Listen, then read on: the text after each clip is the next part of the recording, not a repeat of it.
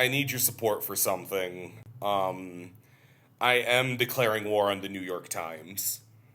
Oh, what did they do this time? This time? Wait, do you have history? No, but I feel like this is not the first rivalry you've had with a news outlet. Yeah, probably. Well, I'm trying. I don't know where to take that without it being too easy to misconstrue. I'm sure some dumbass in the comments thinks I'm serious. I mean, the Daily Bugle tried to expose that your secret identity is Spider-Man. Yeah, I know. Well, what's weird about that is that my body type doesn't even match Spider-Man. But ever since I moved in by J. Jonah Jameson, he hears me playing Marvel vs. Capcom, and he's like, "Well, you're doing Spidey stings all the time, so you must be Spider-Man." Yeah, but your body type doesn't matter when you're wearing something Spider-Man, because if you see, their hair disappears when they put on the mask, so it just kind of makes you look like a default model in Unity or something. It's kind of like in Power Rangers, how there's one Kid Ranger, but when he puts on the suit, he grows to be a full-grown man, which implies that the morphing grid performs some kind of body horror on you and stretches you to fit the power suit. Sounds worth it to buy alcohol at age 14. Yeah. Well, do you think the clerk would ask why you're a Power Ranger? I think he'd give you the alcohol to numb the pain from the body horror either way. Yeah. Because the thing is, when Justin talks, he still has a little kid voice. So he's just a full-grown man who's like, oh, yeah. So he's like, fuck, dude, you need this more than I do. Hey, so what about the fucking New York Times? Oh, yeah. So every day, I play the Wordle, as is my sacred duty. And every day, I play New York Times Connections. That game is evil, but it's still my duty. It's a sacrifice I make, to overcome the fiendishness of it, to prove that it doesn't have, control over society. And if I'm bored with enough downtime at work, after those two, I play the Spelling Bee, the lesser-known word puzzle. That game involves being given a handful of probably 7 or so letters with one in the middle, and you have to create as many words as you can with those letters. So you have to think of as many words as you possibly can that uses any combination of those letters. Do you get what I'm saying? Yeah. It has to use the middle letter, right? Yes, and there's a letter in the middle it has to use. And I think if you get, is it a panagram where it uses every letter? Is that what it's called? I have no idea. That sounds right. Yeah, I think that's what it is. And if you get a big old score boost, you sometimes automatically win if you I've immediately recognized that word and won on the spot, gotten enough points. Because then you can pay to find more words. I don't generally do that because I'm cheap. Anyway, on the day of let's see, January 18th, the letters given were P in the middle, so it must use the letter P, as well as HOEAGM. And I quickly recognized the word hemophage. Would use every letter, use the middle letter, and by no means be disqualifiable. Not in the word list. I was denied. Tommy, your life really sucks. I mean, Yeah, you couldn't write down a word in a New York Times video game. My daughter died yesterday. I thought we could start with that. Hey, listen to me. If we lived in a world without a hemophage, we would not have cells that destroy red blood cells by phagocytosis. So maybe I have it hard, but the fucking twisted reality that the New York Times is living in where they do not have hemophage, that's the problem. My daughter died in my arms. I watched my baby's last breath. Rev up those fryers and fill those champagne glasses to the tippy top. It's West Coast Toast and Roast with Tommy, Will, and Dav.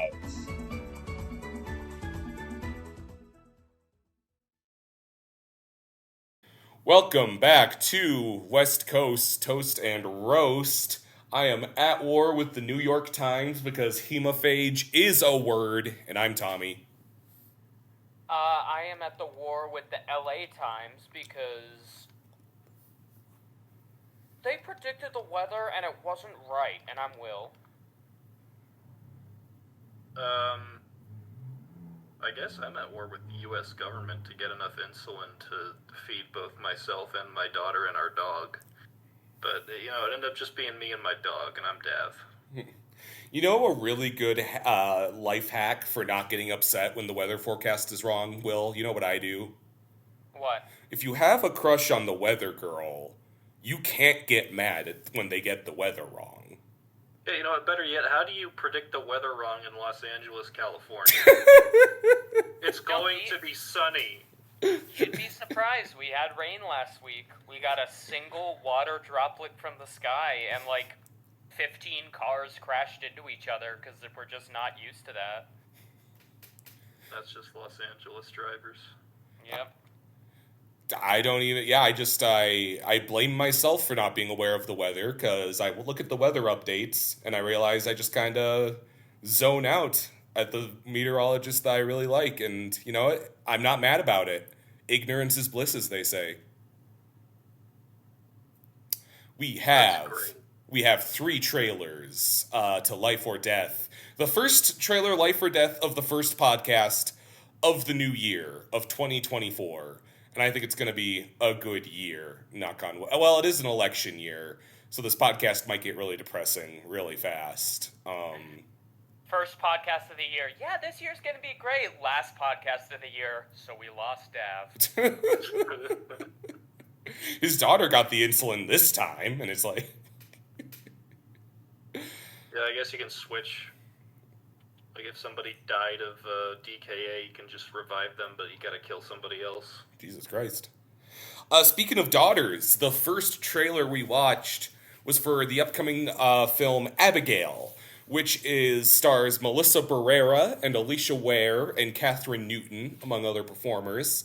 It is a scary movie coming in April about a bunch of kidnappers who take a ransom on an aristocrat's daughter and quickly realize they're in over their heads because that daughter is a dang-ass vampire.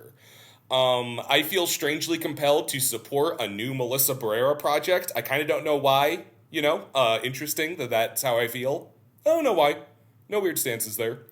I really like the premise of this. Alicia Ware was also Matilda in the Matilda musical film adaptation, and I think she's maybe the only existing good child actor that I could recognize. I think I really, I love the premise of when it's a horror from a take of, oh, you think they're trapped with them, but they're trapped with the victim, I thought of Don't Breathe, and how that movie kind of bummed me out because it had a really cool premise, but kind of a stupid execution ultimately, and how this might be more what I'm looking for. I think that, that kind of power reversal in that their hostage is a little, vampire girl.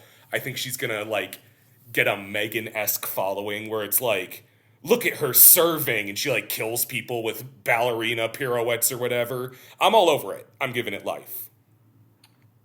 Yeah, I saw this trailer yesterday when me and Jay went to see ISS, and I turned over to them and I was like, that is either going to be the most fun I've had in a movie or the worst movie I've ever seen. However, regardless of the outcome, it makes me want to see it. So I feel like I gotta give this a life. This looks like a movie that, regardless of how it turns out, I think is going to be a worthwhile watch just to experience it. So I give this one a life. Yeah, I think this is an interesting concept. It's very cool to see Giancarlo Esposito playing himself as usual. Yeah. But yeah, in all seriousness, it does look a little bit interesting. I think I have kind of the same reaction as you will, where either it's going to be great or it's going to be really terrible. But I will probably be seated either way, so I'll give it a life. It's also the same directors as Ready or Not, which is a horror comedy I really love in kind of a similar vein. Yeah. Yeah. Alrighty, well that's Life. So that's a unanimous Life to start the year. That bodes well. Trailer number 2 was for Sun and Bone, a modern boomer shooter that's supposed to come out sometime this year, but with video games, it's a little bit trickier. I just know there's fucking, like, dinosaurs, and I kinda, I love that there's... I'll play a shooter as long as it doesn't take itself that seriously, and it can get kinda wacky, and that kinda looks like what I could do, and like a good Doom game, I'll be all over this. I'll give this Life for the time being. Yeah, I think it looks fucking awesome. I think, because when I saw the trailer, I'm like, okay, it's just a, survival horror game. And then the dude who came out was in, a cowboy outfit with a pistol, and then, he started ripping open, dinosaurs' mouths. This is a big Life for me. Is this by the Doom people? I wonder if I can find out. While Dav gives his take on it. Sun and Bone. Sun and Bone. Sun and Bone. Gotta Google that.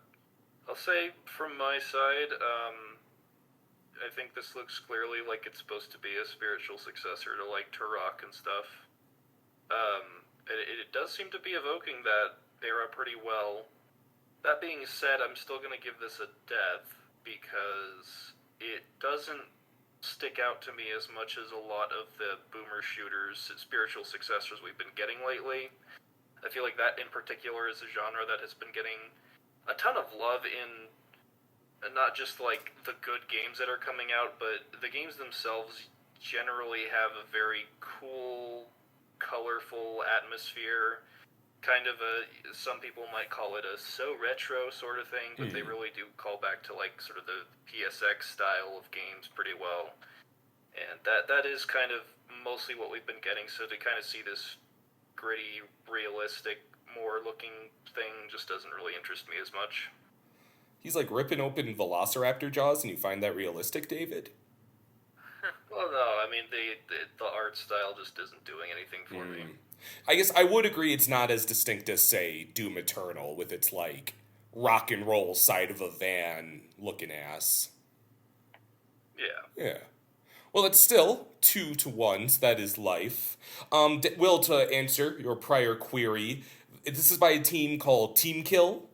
They've made a game called Quantum Error and Kings of Lorne, The Fall of Ibris. I do not know what those are. I don't either, so I'm just gonna say, let's hope for the best. Yeah. Alright, well, you know what? Some positivity going here. I think that'll carry on. I'm just gonna look at the fine print here and read out the third title we are anticipating. Is next month's Netflix live-action adaptation of Avatar: The Last Airbender. I'm gonna get this out of the way. This is a death, and it should be very obvious why it is.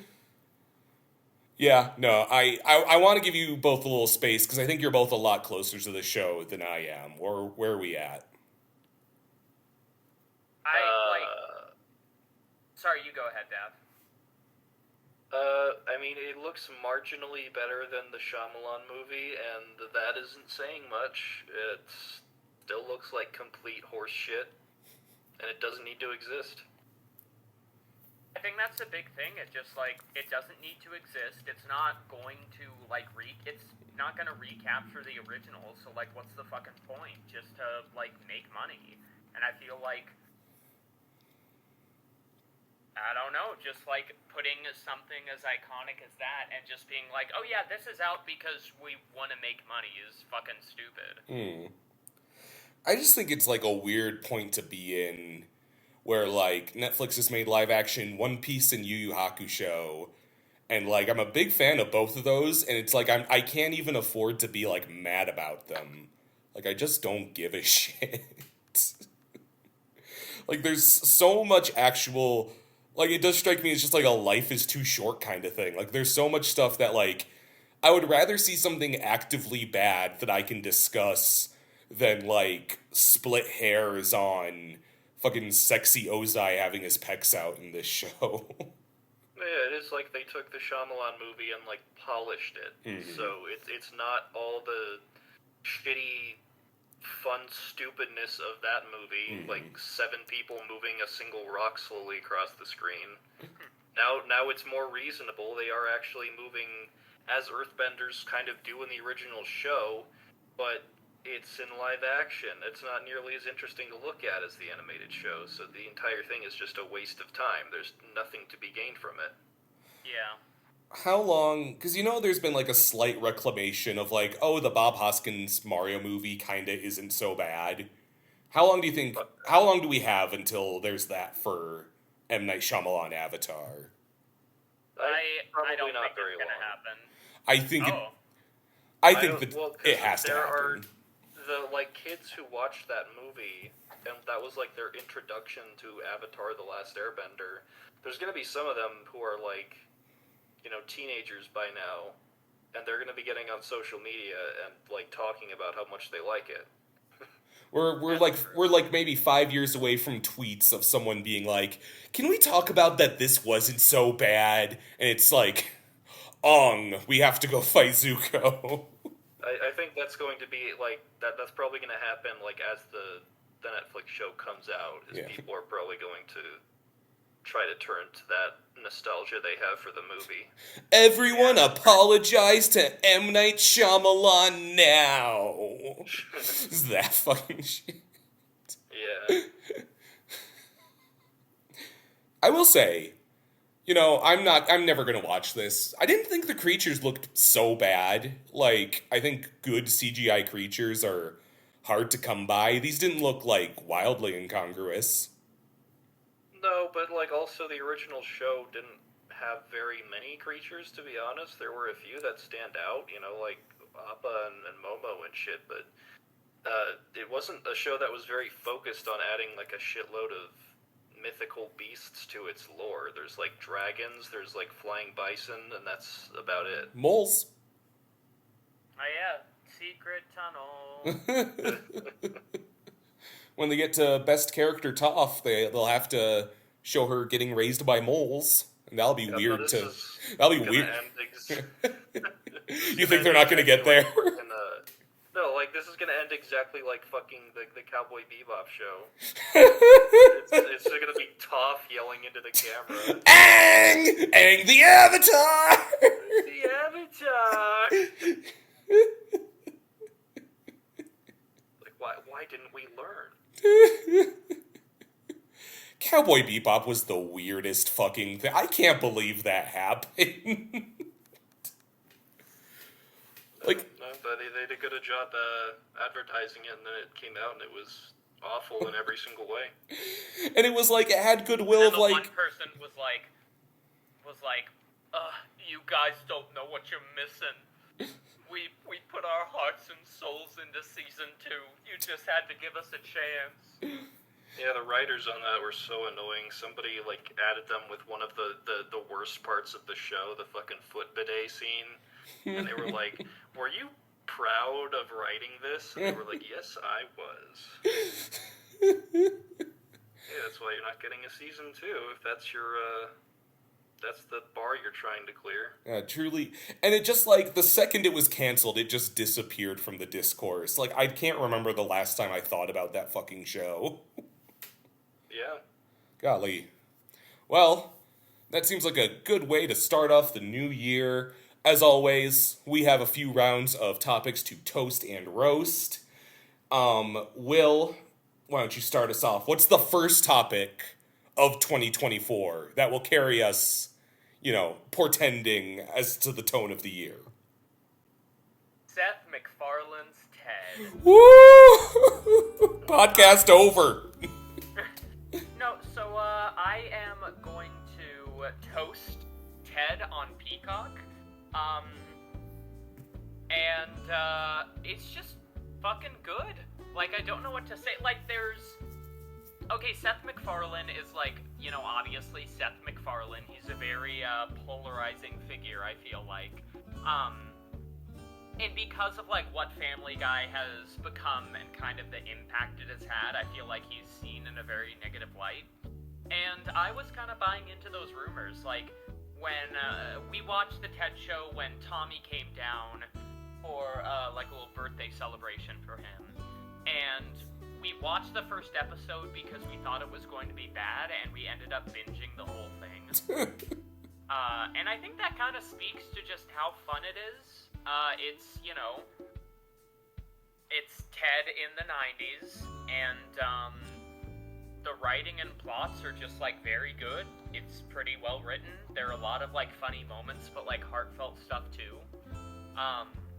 I think, like, the first episode has one of the funniest jokes, is, like, Ted has to go to school, and, he's, like, talking about how, oh, he's like, where are all the, you know, minorities? And the kid says, yeah, we used to have an Indian kid, but they got him. And Ted just goes, what does that mean? What do you mean they got him?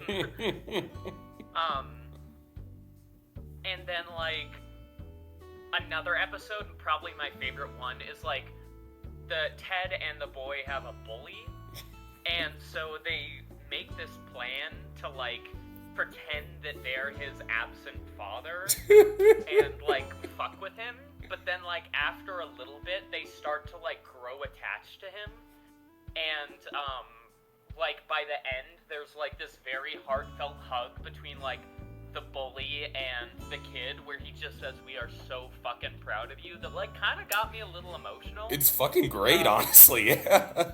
Yeah. No, I think just, like, it's just a very solid show, and it's very funny. It feels like, you know, afterwards, I was curious, so I asked Tommy if we could watch some of, like, early Family Guy, and, like, I enjoyed a lot of those episodes. And Ted kind of feels like, and this isn't a new thing, because most people say it, Ted on Peacock feels like Family Guy, original Family Guy, without cutaways. And it really does. Like, it's just got, like, a very good sense of humor, but obviously, like, some absurd shit happens. I think, you know, this is, like, another kind of, random moment, but, like, there's a moment where, like, the boy is about to, like, kiss the girl, and then you just hear her go, oh shit, and stop, and I had the biggest fucking whiplash, because they, like, show the TV, and they're showing fucking, since it takes place in the 90s, O.J. Simpson riding off in his white Bronco, and it's just like you kind of forgot, like, where they were, and then there's, like, a current event like that. Mm-hmm. I hope and pray to fucking God that one of the seasons covers 9/11. Like, every time, like, the guy and the girl are about to kiss, she just goes, oh shit, and looks at the TV, and there's, like, another event, and one of them is just, like, a plane crashing into the Twin Towers. I think that has to be the finale of the show. But I know both you guys have seen it, so what do y'all think? You haven't mentioned the most insane thing about this show is that every episode is 40 fucking minutes. Oh, yeah. And I saw that was the runtime, and I was like, what the fuck? So the result is, like, these really talky Seth MacFarlane Family Guy bits that they do on Family Guy, but they get stretched, I feel like, for hours sometimes, but it usually kind of works. Yeah. No, it's a very fun show. I think, like, it sets out to be what it is, and it is what it is very well. I give it an 8 out of 10. It's the best show I've watched all year. Dev, I know you've been on a little Ted revisit as well of the original 2 films.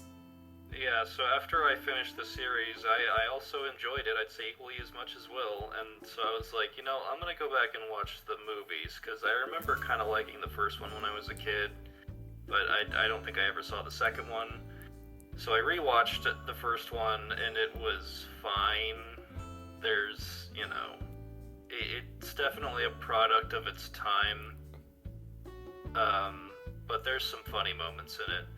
The second one is fucking dreadful. I don't think I enjoyed much of any of my time with it. Like, when they do the Comic-Con scene, I just wanted to, I wanted to end it all, but it just dragged on for so long. What happens in the Comic-Con scene? What do you mean just... they got it? There's a scene where they start, like, a fight in the, at Comic-Con. Oh my god, this is just like the Eltingville Club! Oh, it's funny you mentioned that. Anyways, go ahead, Dev. But, the scene is just basically different cuts of different people doing various cosplays and just fighting completely random fights and just breaking shit for no reason, even though it's nowhere near where the action started, and it's just an excuse for them to, like, do a shitload of reference humor, basically.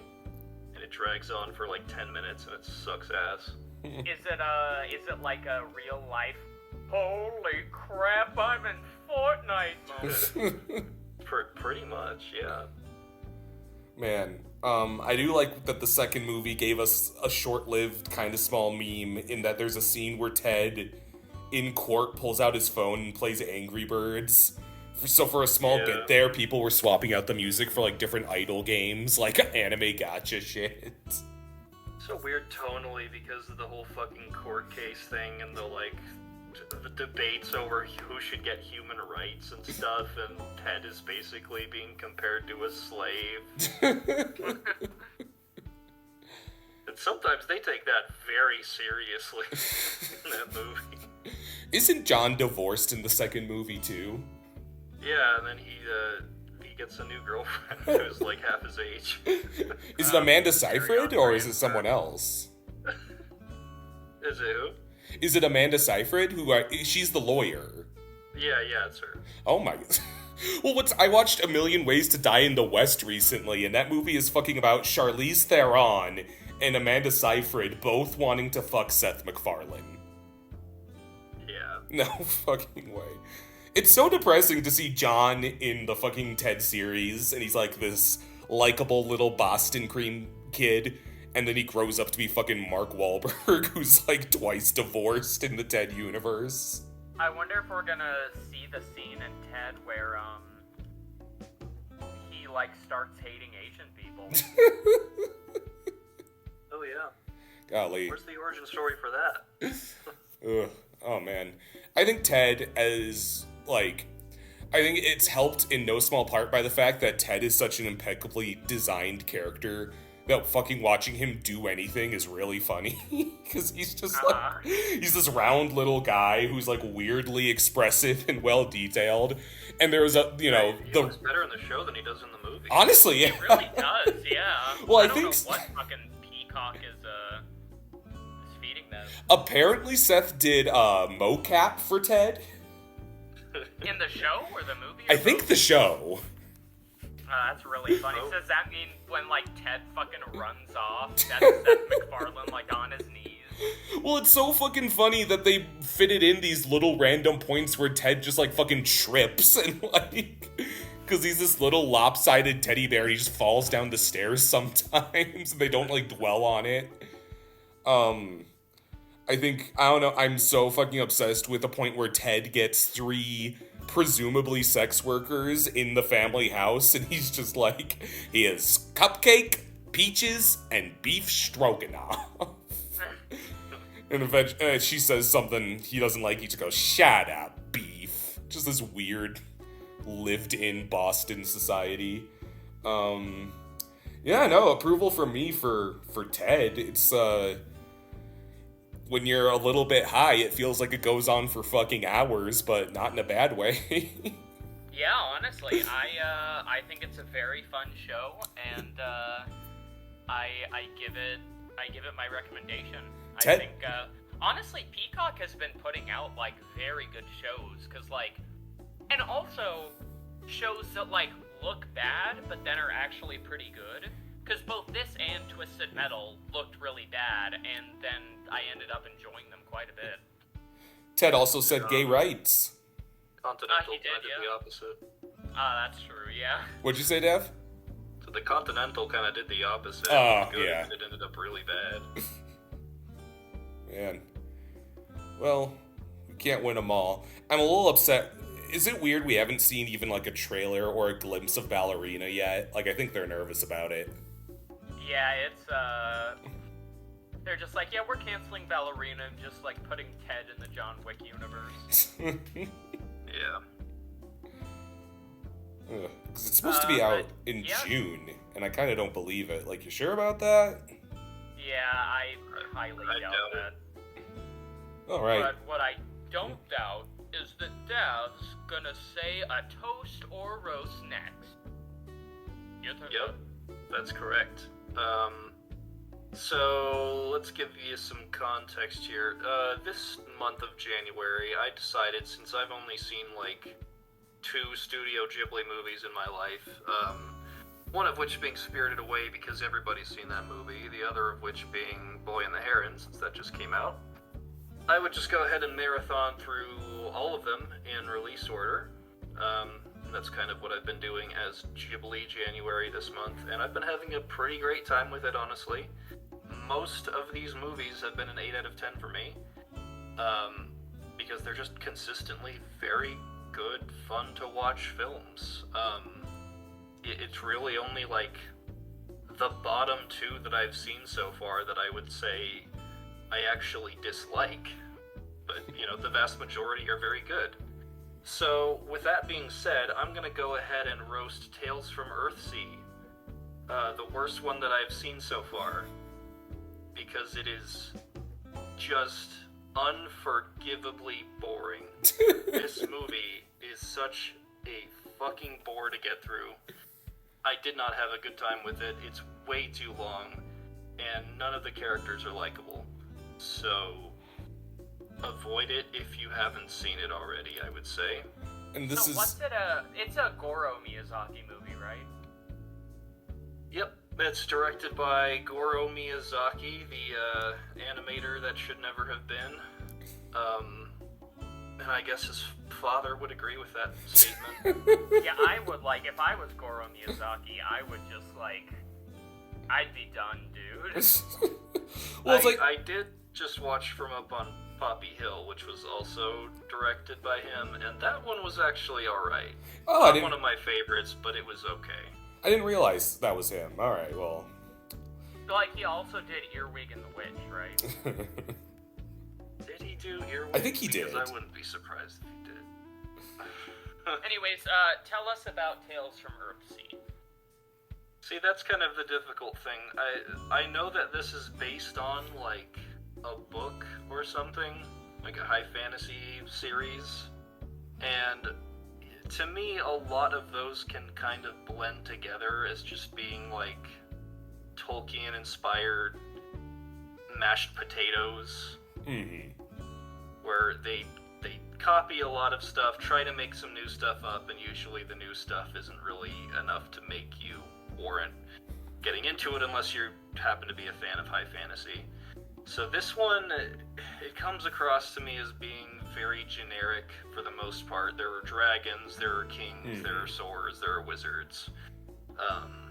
And the world building in this movie doesn't do a very good job of explaining how it stands out from much of anything else. I mean, the main conflict is that the villain, who in the dub is played by Willem Dafoe. Oh, god damn it. He does a very good job, I'll say that. He's kind of the best part of the movie if you watch in the dub. His whole thing is he is, like, so afraid of dying that he wants to find a way to live forever. Which, whatever.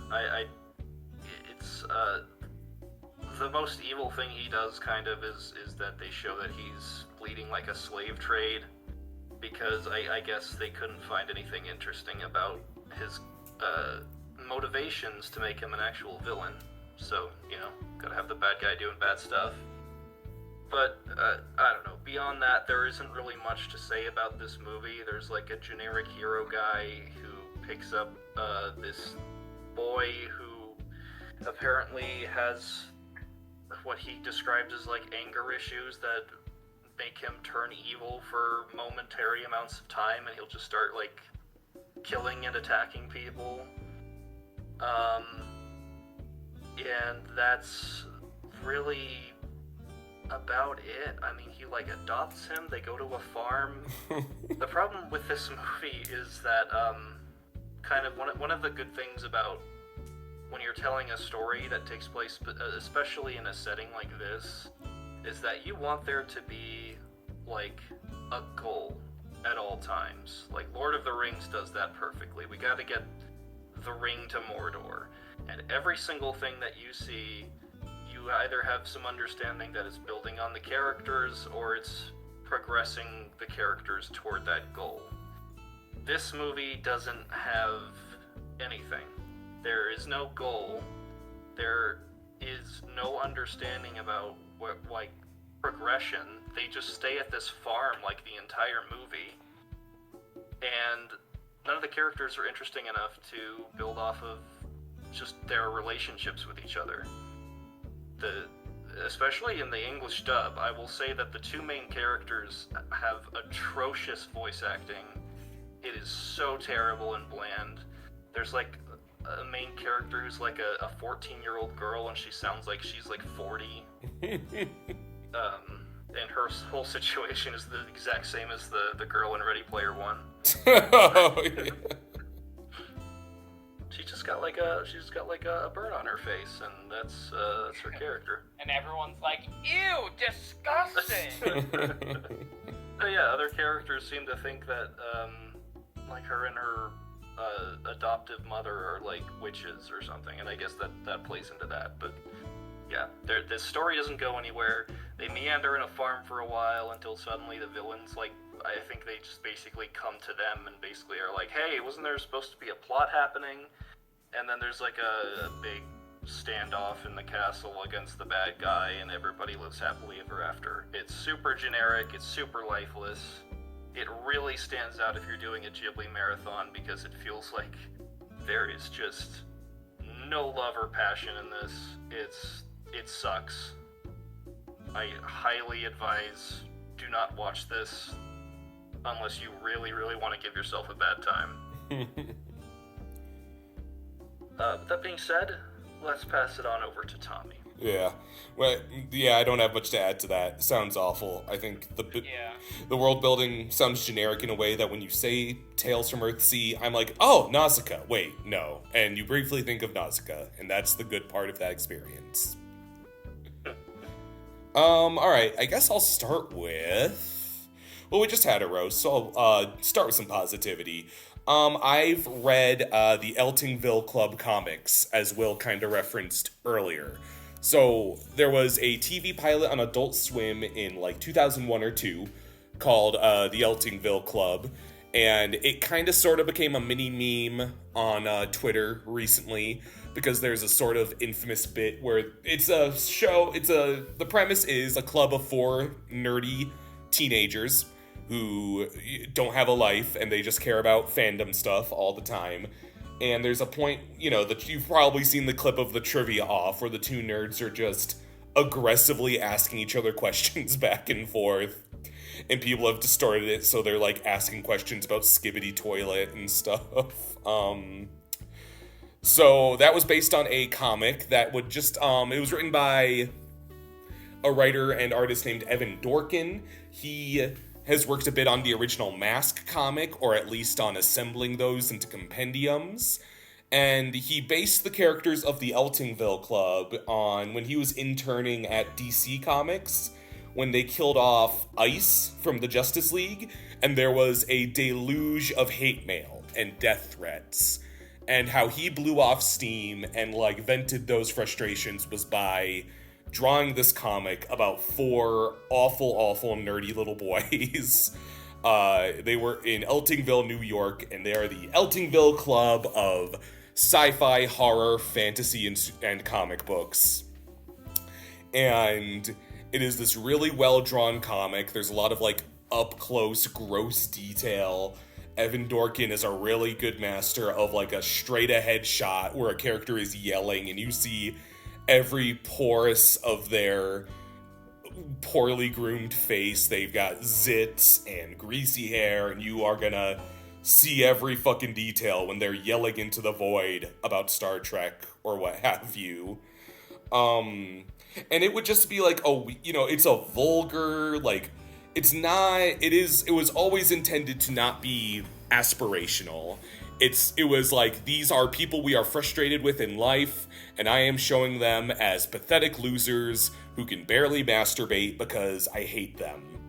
And, you know, he would revisit these characters and write, like, an issue every couple of years. It's just there's 12 issues that exist over the course of, like, close to 2 decades before he kind of retired the characters.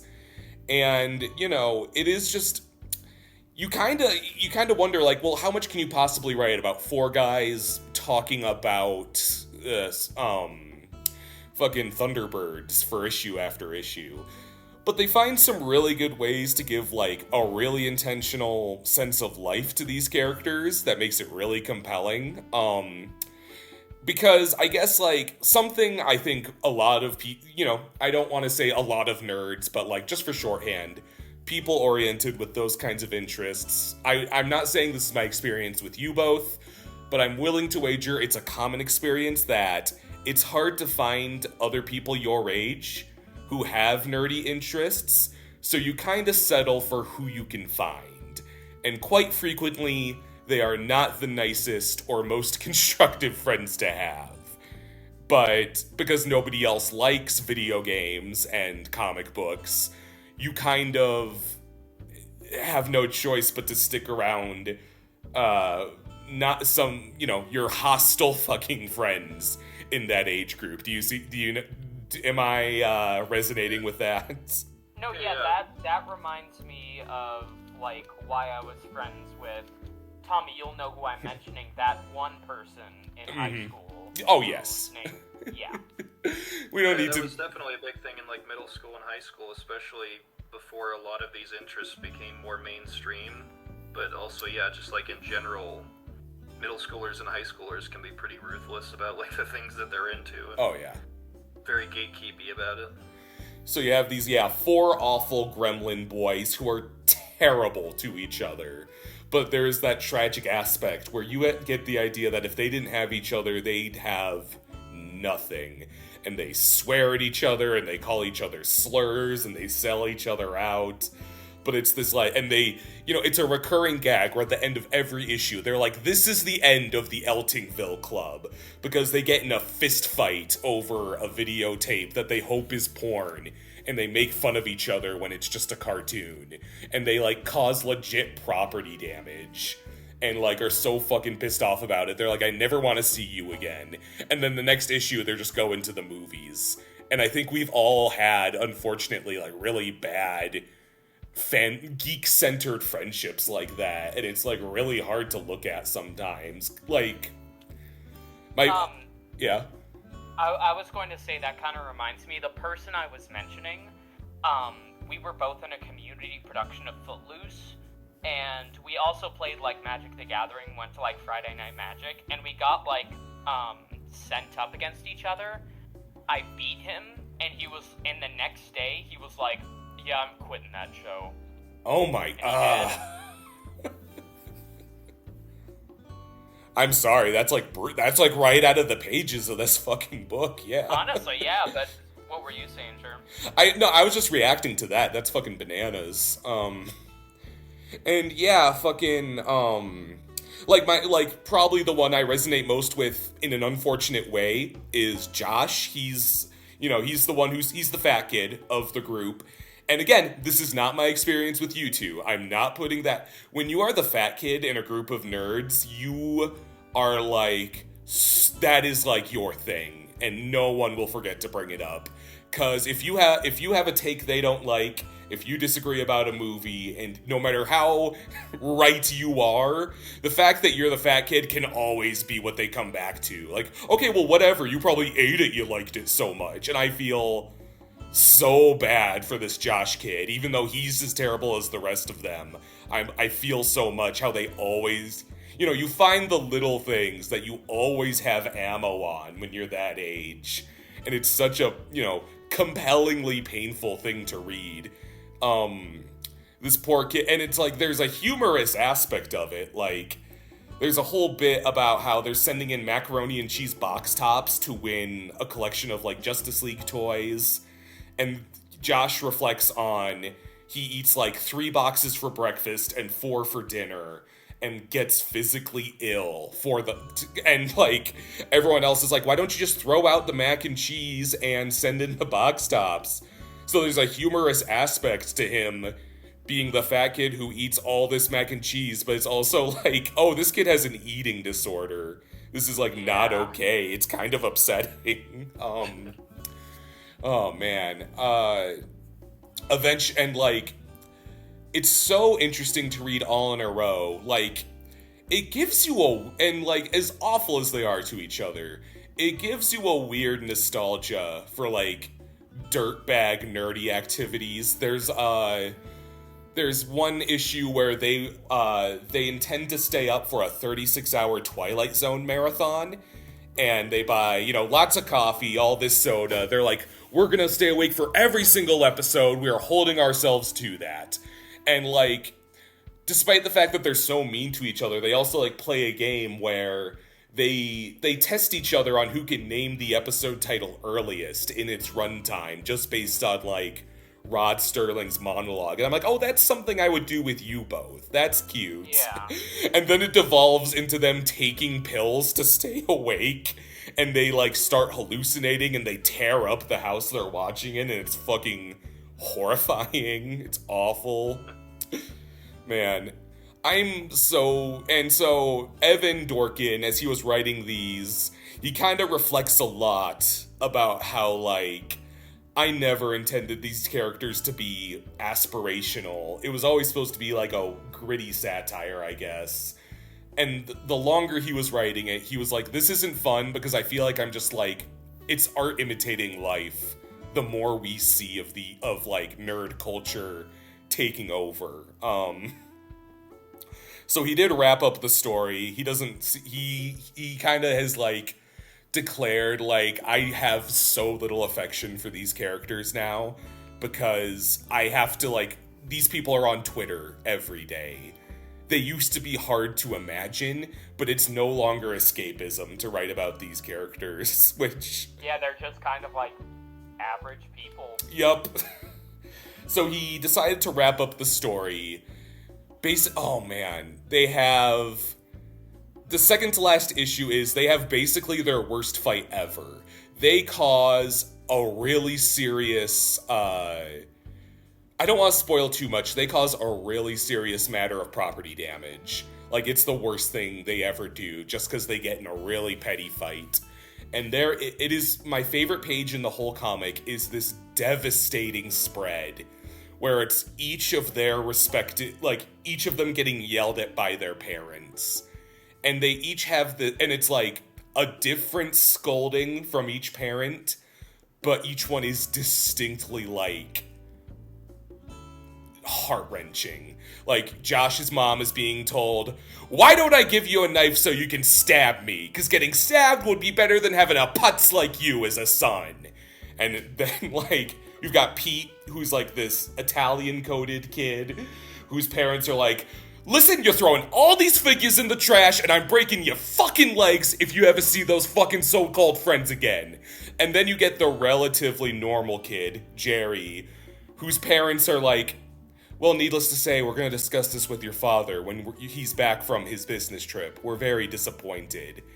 And there's such, like, different upbringings, but you can see how they are, like, equally damaging.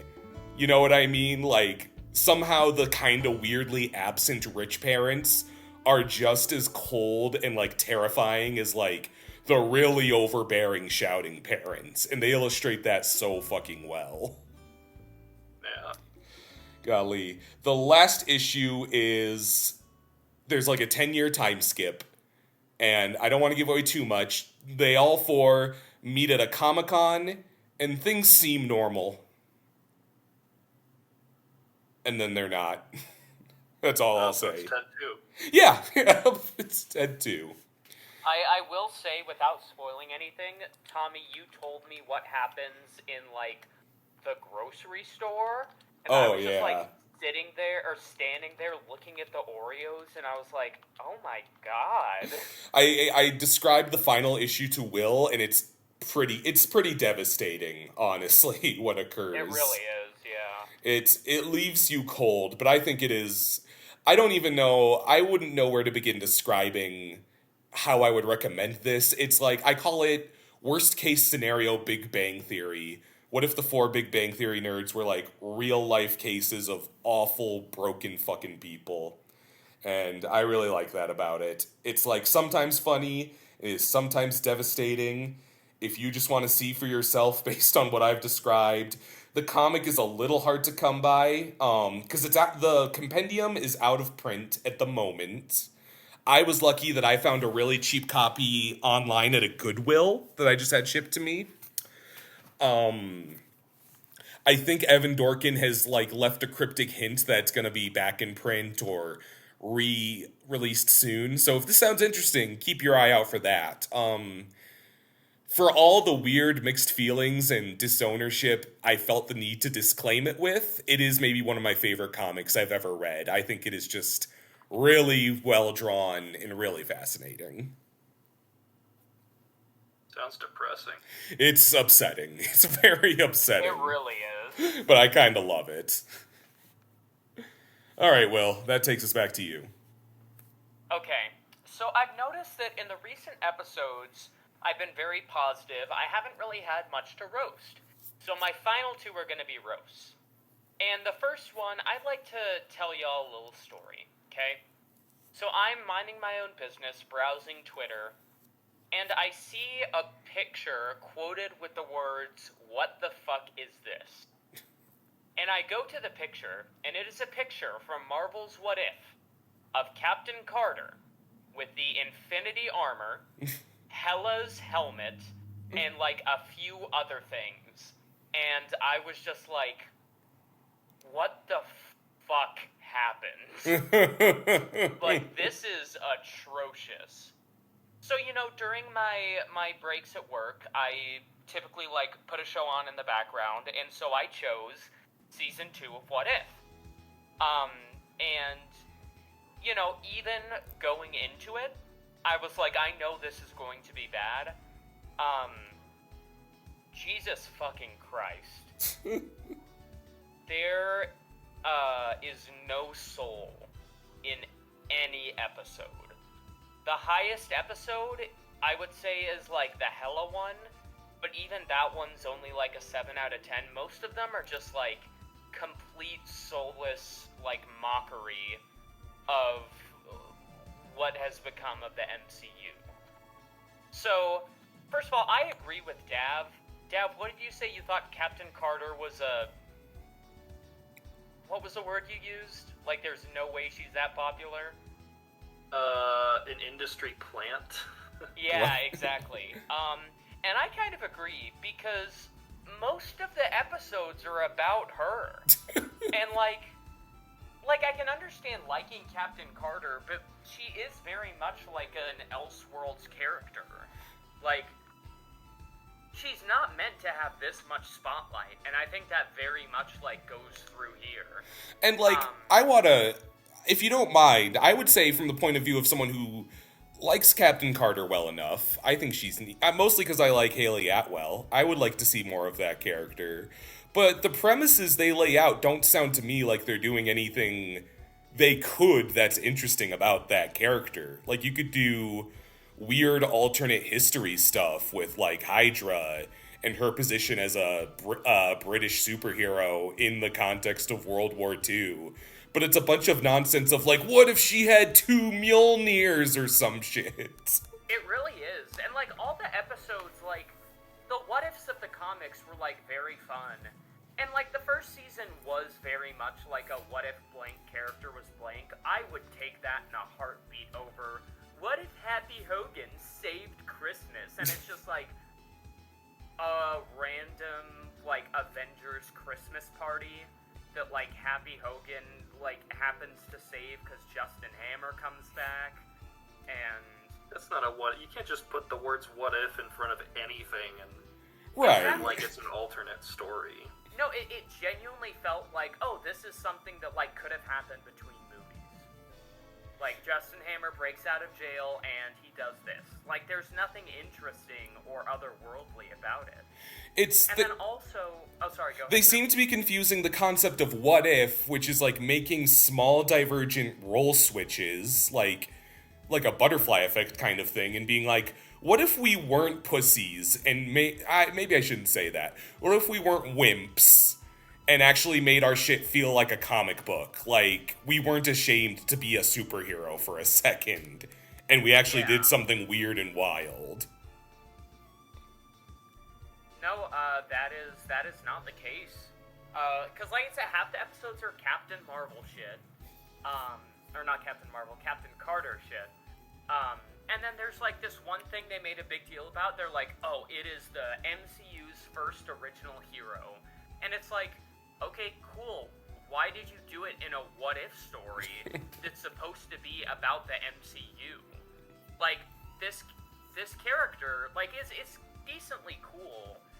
But, like, what's the point of putting them in a what-if story? Who are they, even? I can't remember the name. It was like a Native American that gets like super speed from the Space Stone, and also like whatever powers. She can basically do anything. Oh. Like, I mean, there like I said, there are some cool moments, but it's like this could just be like in the regular Marvel universe. Nothing about this is like drastically different, which is pretty much the entire like thing of the show. There, like, nothing's really different. The only one that, like, is, like, they go to the past, like, a past version of the Avengers, which is, like, again, decently cool. But then, like, you've got shit like, oh, what if, Doctor Strange Supreme came back? And it's like, he already fucking, like, ran out his course at the end of the last season. I don't really care. And I think it's kind of also indicative of the entire MCU, because I look at most of it and I just think I don't care. Mm-hmm. Like, this has no purpose or interest for me. This is just, like, content slop, and it's just, like, because, like, I've also been watching other Marvel shows that are very good, like, you know, Spectacular Spider-Man and Avengers Earth's Mightiest Heroes. I know there's another one, but I couldn't remember what that one was. It's just, like, sucks that the only content we get is, like, completely ass, and it's based off the MCU, which is 100% run its course. None of the stories are good. None of them are even, like, slightly memorable. And it does, so I'm gonna spoil it because it's not that big of a deal. It culminates in, like, Strange Supreme, like, stealing powers from everyone to, like, get his girlfriend back. And then Captain Carter, like, steals some of the powers back, and that's how she gets her thing. And it's just like, who the fuck cares? Like, why are we telling these stories, these what-if stories that should be, like, fully contained, and continuing on Captain Carter from last season, who got 2 episodes. You know, we got to figure out, like, everything she did. I don't need to, like, see her take on, like, the Black Widow people again. Right. You know? Yeah, it sucks, it's boring, and I did not have a good time watching it. And the art style is boring. Ugh. Honestly, yeah. No, it's like a monkey's paw version of, like, basically any stylized CGI, but it's just not good enough to, like, be anything. Will, I'm about to, like, ruin your day, okay? Okay. Now, this grain of salt, because maybe it's total nonsense. Reports are leaking out that the continuation of the X-Men animated series looks like What If. Ah, crap. That's what people are citing, is that's, like, the style they're following. Oh, jeez. Why would you... whatever, man. Lifeless. Weird shadows on everybody's faces. Me, Happy Hogan, and I'm here to save Christmas. roll credits. Wow, that sucked. I would watch a Happy Hogan versus Justin Hammer side special, holiday special, whatever. But when the way it's a what if thing makes me feel like they're kind of keeping it at arm's length, you know? Yeah, no, they're not taking any risks, and they're also just like, again, nothing is interesting about the show. It's just complete bland, it's boring, and, you know, the stories and visuals suck. And it They could... only knew that episode because he made Elf. Oh, yeah, that makes sense. Yeah, because it's Jon Favreau. But yeah, what if sucks, and, like, I just, like, straight up don't have any hope for, like, Marvel to be good again, because I think, like, they're just too obsessed with the MCU, and so they're, like, kind of digging themselves a hole, but then also, like, they're like, oh no, we can't step outside the MCU, people love the MCU, and it's like, not anymore, really. I feel like it kind of had a Game of Thrones thing, where it happened, it was huge, and now no one talks about it again. I think if we all just boycott Deadpool 3, we'll be like, it'll finally put that shit in the ground, like, once and for all. Because that's where they're, like, hedging all their fucking bets. Yeah, I but think we have that is to going to see be the best performer. Yeah, we have to see Madam Web twice. Oh, yeah. You're gonna see it twice. Bring me Morbius too. Fucking Dakota Johnson has been talking shit about that movie. Have you guys seen the interviews with her? No. So, for one, she apparently had an Ian McKellen-esque meltdown on a green screen. Wait, an Ian McKellen-esque? What happened to Ian McKellen? Like, Ian McKellen, being a tenured and experienced actor in many contexts, like, could not handle doing was it one of the Hobbit movies, Dav? Yeah, it was the first Hobbit movie. He, like, was so just crossed up having to pretend he was on a set when it was just green screen that he just had a small crisis. Especially after making Lord of the Rings, where, like, everything was practical. Mm-hmm. Did he, What, you said they filmed his reaction? Yeah. Oh, Jesus. One of you is gonna have to send that to me, but, anyways, continue about Madam Web, Tom. And she was on SNL last night, and she said something about how... She made some comment. She's called Madam Web an AI-generated version of your boyfriend's favorite movie. She is just, like, pulling no punches that she has no faith in this. Fucking peak right there. Well, Tommy, I don't think this movie's going to be bad. In fact, I think you're gonna see it twice. God. Man, someone said, there was a tweet that was like, I like how the marketing campaign for Madam Web is just someone with a whiteboard who wrote the word goon on it. Well, I think we probably shouldn't talk about Marvel anymore, so it's your turn, Tommy.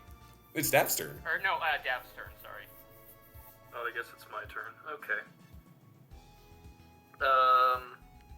Alright, I'll just keep this tied together with the Ghibli January I've been doing.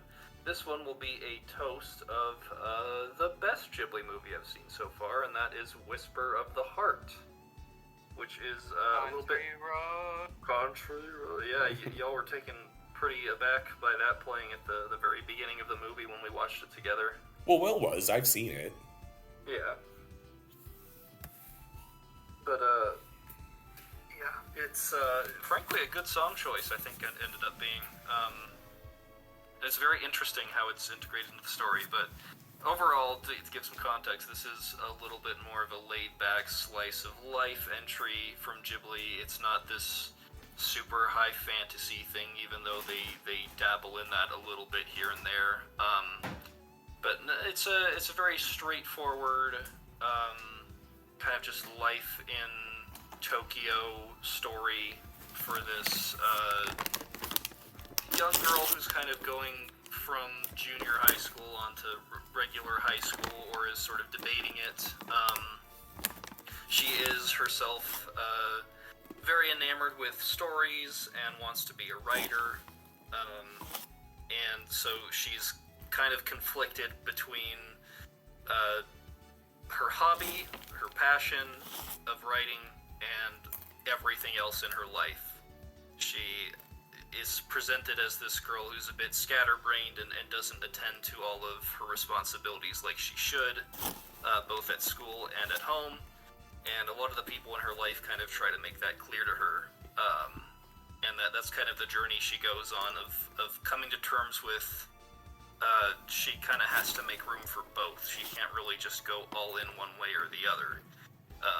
Which is a story that I found very relatable, and it's just like, it's a character arc that I just am crazy about. I mean, I'm even writing a story about like a character who is later in their academic career and is struggling with the idea of kind of what they want to do with their life, because it's a struggle that I very much went through.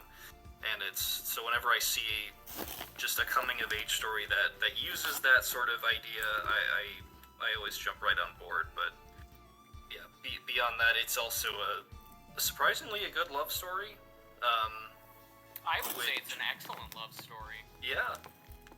It really doesn't feel like, especially, I feel like it's hard to really point to any good, like, love stories in really anything over the last, like, 2 decades, because it's sort of just become something that, I guess just kind of gets shafted over to just smaller budget, like the Hallmark Channel, and crappy movies and books that your mom like pick up at the grocery store or something. It's just a genre that's not being taken very seriously, and I'm sure some of the superhero stuff has something to do with that. But it's something that's executed very well in something like this, and I always also just appreciate seeing an animated movie that is a lot more grounded. There's a lot of really artful touches. I do like, speaking to the themes that you are bringing up, you have her parents who are these very career-oriented people, and their apartment is like this cramped, complete mess of like towering stacks of papers everywhere, and she kind of physically breaks free of the apartment and goes to ride her bike, and I like how that kind of like illustrates how she's, aimless but more freed up. Yeah. Yeah, I mean, it's a relatable feeling or relatable time, because she's literally at the point where she can choose to either try to test in to go to high school or just immediately start entering the workforce and put all her passion into writing. And, there's some very good conflict with her there, and I think the way that resolves is just really nice. Yeah, I think especially the part that, like, spoke to me was when she shows the old guy her story, and he's like, "This is incredible," and she just starts, like, bursting into tears. And people our age, I think, have that conversation all the time where someone's like, "You're really good at this. Why aren't you doing it for a living?" And it's like, because I'm in hell. I have to choose a career. Yeah, that's beyond that for her, it's really, I feel like that scene was very much her, like, coming to terms with the fact that she is, like, new to this. That was the first story she wrote, and throughout the movie, she's also writing, like, a Japanese translation of Country Roads, which leads to, like, my favorite scene in the movie, where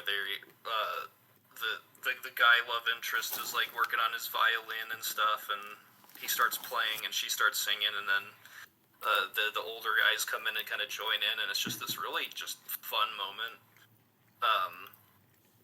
And that's the sort of thing that I like about this, because it's like, here's the really wonderful things that can happen when you dedicate yourself to this sort of skill. Even if maybe you aren't considered the best in the world, you can still, like, have a great time sharing that experience with the people in your life.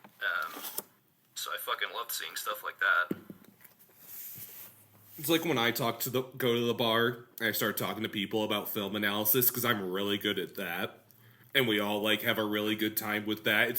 That's what always happens. Yeah, that's never gonna lead you into any sort of bad conversations or anything. But no, I totally agree. Sorry, Will. I was just gonna say, the way Dav says it won't lead you in any bad conversations. I remember, like, when we went to lunch over the summer with those friends, and one of them was like, yeah, I really like The Flash, and then later they were like, yeah, the movies are too woke these days. That's check, please. No discourse in the world of film criticism. We also get the Baron in this. Oh, yeah. Who is just a statue, but, you know, there are scenes that kind of take place in her mind as she's writing a story. She incorporates the Baron into it, who's just this dapper cat person who wears, like, a hat and a coat and stuff. And he makes a return in The Cat Returns, which was also pretty fun. I liked that too, but it is definitely a lot more, it's like, what if this story didn't take place in the real world? What if there were some actual fantasy elements to it? And all that theming of choosing your career does just seem to be a very consistent thing on me. Like, even though Miyazaki didn't do Cat Returns, it's a similar story told by Kiki's Delivery Service, which is my personal favorite. Oh yeah, I was gonna say there are quite a few similarities to Kiki's. It feels like it kind of takes the metaphor from that and makes it a lot more like explicit. Mm-hmm. Like, okay, we get it. You're not flying on a broomstick delivering shit, but you know, maybe you like writing stories. So here's directly what this means. So that is kind of interesting to draw the parallels between those, because I also really love Kiki's. That was a great movie. Yeah, man, Ghibli is so stinking good. It's just especially Tales from Earthsea. And I haven't even watched Earwig yet. So. Oh boy. Oh, I remember like watching that one because like you're like with Ghibli, despite all my posturing, there's gonna be a few that just aren't for you. Like there's a couple that are a little slow for my taste. So when I watch Earwig, I'm like, oh man, I think this is boring as shit, but everyone probably loves it. This is probably one of those situations. And then I log on, and I'm like, oh no, it's bad. I see. Yeah, I mean, so far it's just been Earthsea and Ocean Waves are the only two that I've seen that I would say I dislike and would not want to rewatch. Ocean Waves is mercifully shorter, but it is about, like, the worst people ever. Just the two most awful human beings that are just perfect for each other because they're both awful.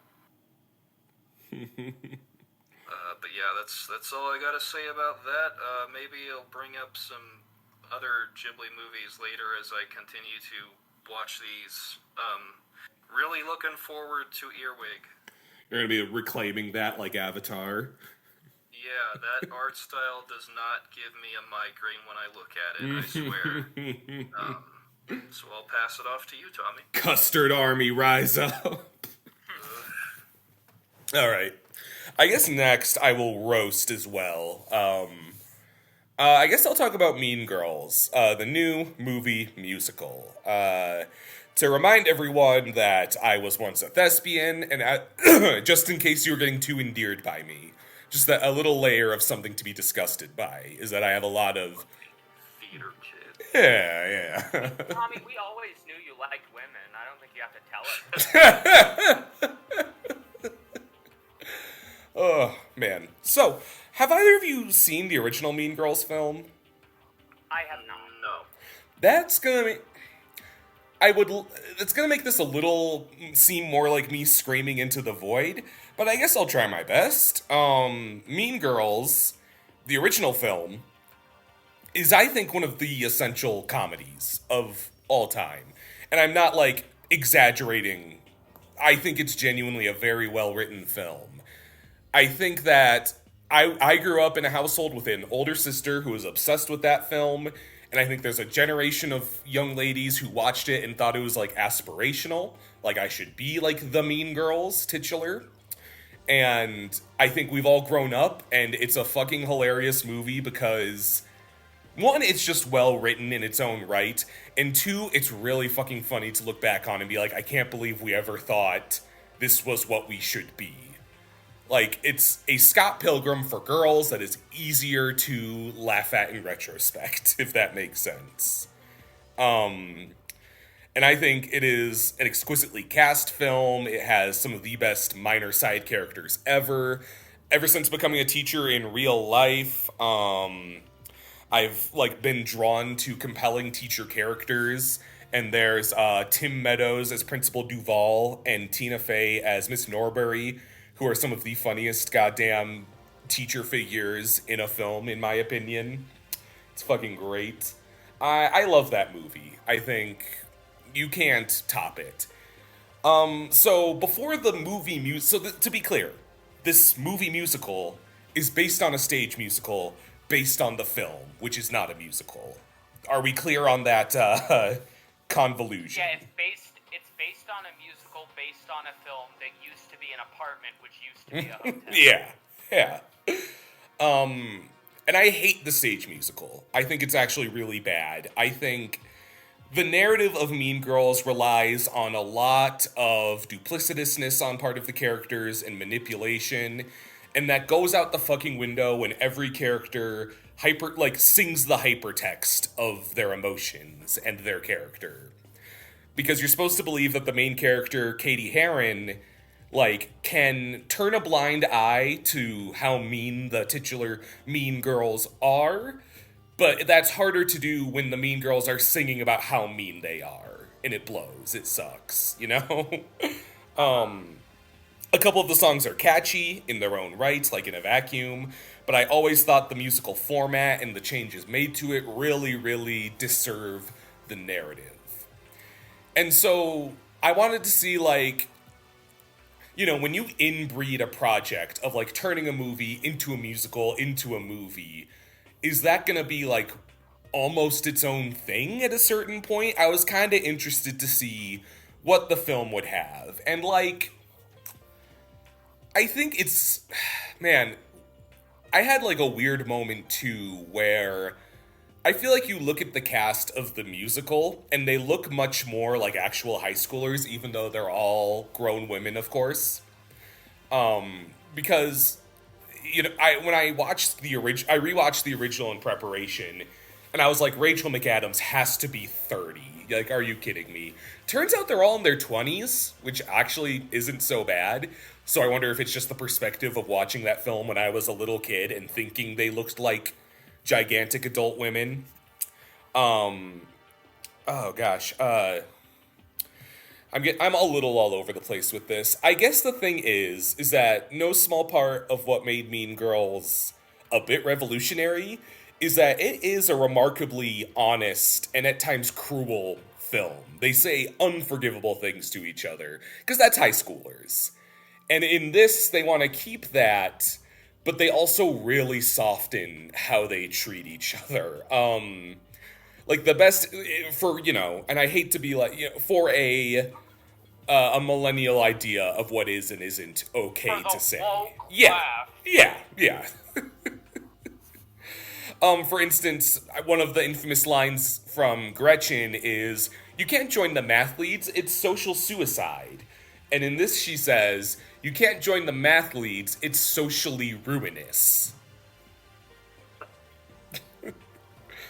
So it's fucking terrible. In Minecraft. What? You know how people used to just add in Minecraft to the end of horrible statements so that they wouldn't get in trouble for it? Oh, That's yeah. what that feels like. Man, I think it, wants to be a weird, woke reassessment of Mean Girls, but that makes the girls less mean, and that's kind of the problem. I think it's, it's well cast. You've probably seen Renee Rapp on your feeds because she's gotten, huge from being Regina George. Angourie Rice is Katie. You both probably know her as Betty Brant in the MCU. And people have been, like, acting like she's really bad in it. I think she's actually pretty good. And they're making these creative choices, but it's just, I find the adaptation really incurious. It is a musical adaptation of a 90-minute film that is 2 hours, which is, like, enough time to add in things, but not enough time to follow up on what you add. So you have, like, sad backstories for side characters that they don't really follow up on. It was a weird thing. I think that, and what's unfortunate, I do think it has some really strong choices, actually. There's an insane bit where one character sings into the camera in French during a talent show, and it's in black and white, like an art film. And he sings just like this weird art house French elegy. And then he bows, the talent show audience claps, and Principal Duval goes, "Thank you, Damien, for your French rendition of the iCarly theme song." Like, that shit's fucking great. They have some really weird Gen Z touches, but it does ultimately seem like an excuse to say, what if Regina George had Snapchat? And nothing interesting comes of it. So it's a bummer. I think it's weirdly better than my perception of the stage show in that I feel like they took something and worked with it, as opposed to the stage show itself just being taking the movie and making it bad. So I had a weird mixed opinion, but ultimately negative experience. The camera moves psychotically, I would say, but the camera's still moving. There's choices happening. So it was a weird thing to watch. I'd be interested to, like, show the original movie to someone and then the musical, because there's just some really weird tonal dissonance with what occurs there. I wonder if this concept would work with, like, Heathers. That's a good question. I know that I feel like the Heathers musical, from what I know anyways, is generally held in higher regard than the original movie. Yeah, to some extent. And I think it's also a more faithful adaptation of its source material than Mean Girls is of its source material. I think it's a much closer one-to-one of the actual narrative. Because I think they try to do like a Heather's TV show like on MTV or something, right? That wasn't a musical, was it? No, and that has a lot going. That is a loaded topic. It's the one where they tried to make all of the Heathers I think one of them was gender fluid or trans, and one of them was overweight, and one of them was a lesbian, because they want to go with that assertion of, well, now sassy minorities are the bullies. Which gives me indigestion to think about. The Heathers, it wasn't even just about them being bullies. They were just, like, overall, like, the most popular kids at school, too, and, like, you're not gonna get that when you make your characters all, like, just the most bullied demographics in high schools right now. Oh, but that's how some people see it, I'm sure. Is that, the paradigm's totally flipped, and now the sassy gay kid who made fun of my shoes is actually the bully, when that's actually very far from the truth. Right. Man. So, yeah, lots of weird thoughts about Mean Girls. Oh well, it is a film that exists. It is something I could go see in January that wasn't Jason Statham storming the Capitol. I'll give it that. Oh, you made the wrong choice. I saw both. That's what I'll tell you. Man. All right, back to you, Will, for the final round of topics. Okay, speaking of movies that came out in January, it's another roast. This time to Night Swim. Night Swim is fucking awful. It's, the scary movie trailers you've seen about the haunted pool which is already a dumb idea, but, like, you could kind of go in with the, the fear of the unknown, and, like, the fact that, most kids are, like, scared of the shit in the pool. It does not do that. It's barely even a movie. Basically, the story is there's the haunted pool, and that's it. The haunted pool can also grant wishes, but because it's like a spring water pool that's magic, and it is the dumbest shit I've ever seen, because it establishes this rules that, like, okay, so the magic pool grants wishes, right? The dad in the movie has, like, I think ALS, and so his wish is, like, to, be healthy again. But the deal is, like, you have to sacrifice something to the pool to get the wish. But at the beginning of the movie, like, the family cat goes into the pool and dies. So they already sacrificed something, but now they're like, oh no, and also, like, I guess it kills people randomly, and also it wants the dad's son. But also, the evil spirits will just, like, try to drown anyone they want, because there's another scene where, like, the dad almost, like, drowns another kid. So the rules don't fucking make sense. And on top of that, they forgot that it was supposed to be a horror movie most of the time. Because most of this movie is like fucking people enjoying their time in the pool. And I'm not even kidding. It's just like people fucking around in the pool, enjoying, just like swimming with their family. There's a pool party.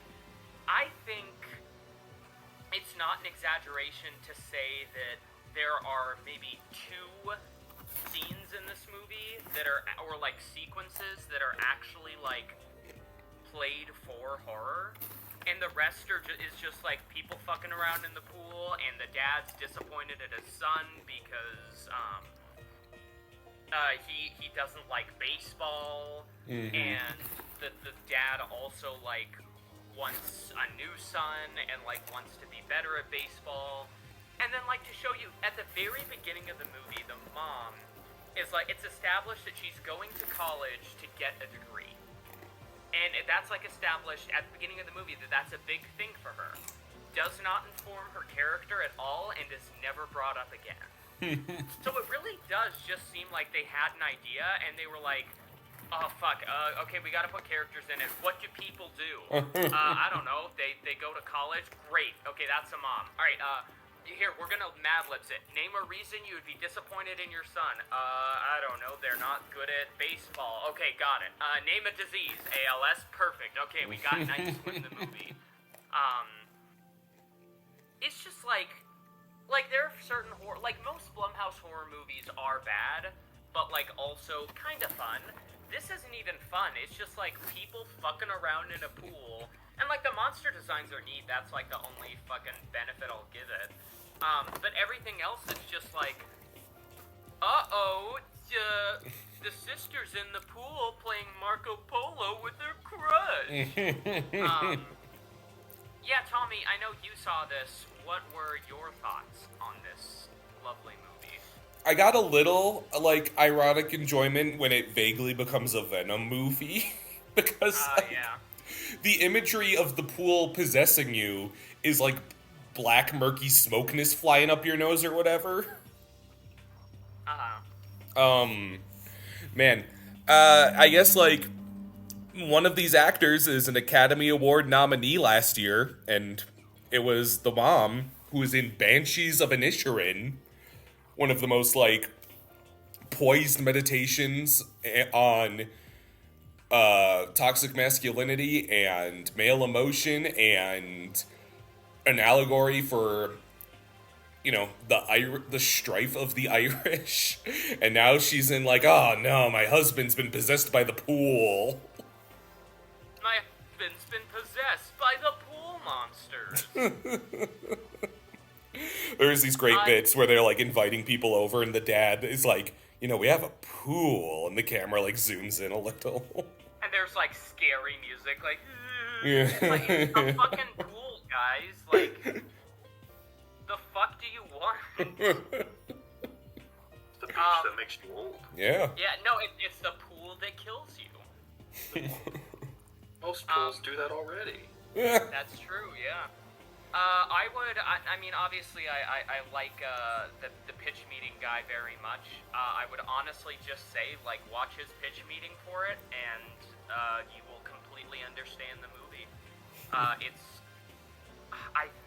I know this, like, I haven't seen every Blumhouse movie, so I can't say, but this is a very strong contender for, like, the worst one.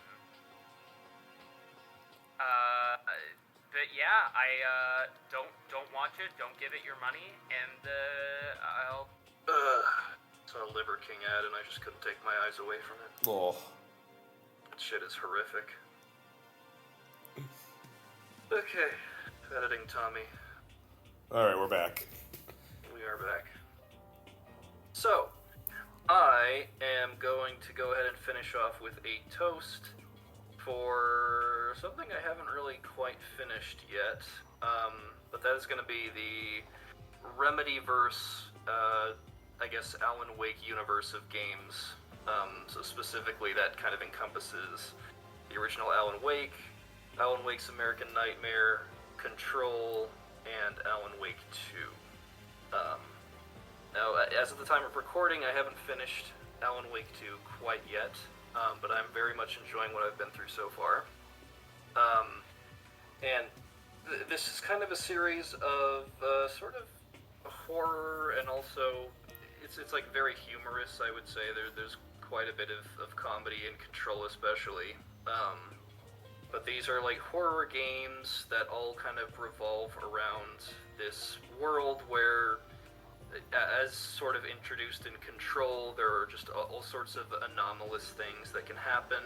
And in the case of Alan Wake, which is about just kind of one of these events within this world, it is basically all revolves around this lake called Cauldron Lake in Washington State, in kind of just this fictional town that is very much a representation of a typical kind of out in the boonies Pacific Northwest city.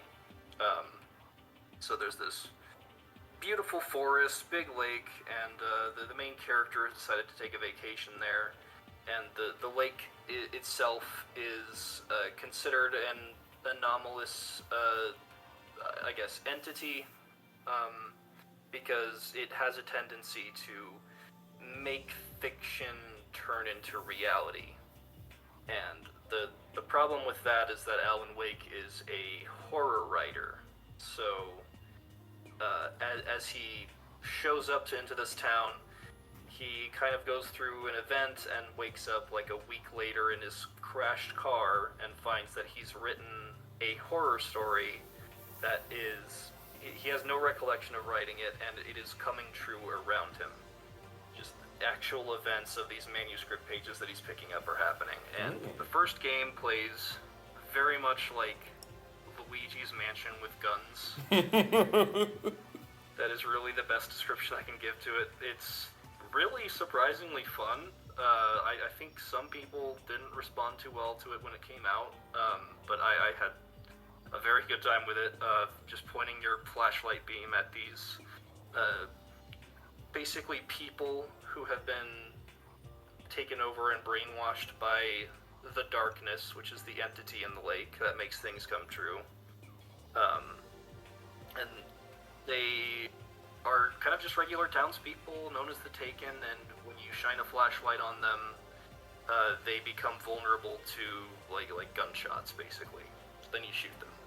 And the first game has a very good story, I think. It's very much a 2010 Xbox game. So you have like your comic relief character and just a lot of things that are almost dude bro-y in a way. But for the most part, I think it's a very good like horror story that makes use of just a lot of ideas from a lot of different properties.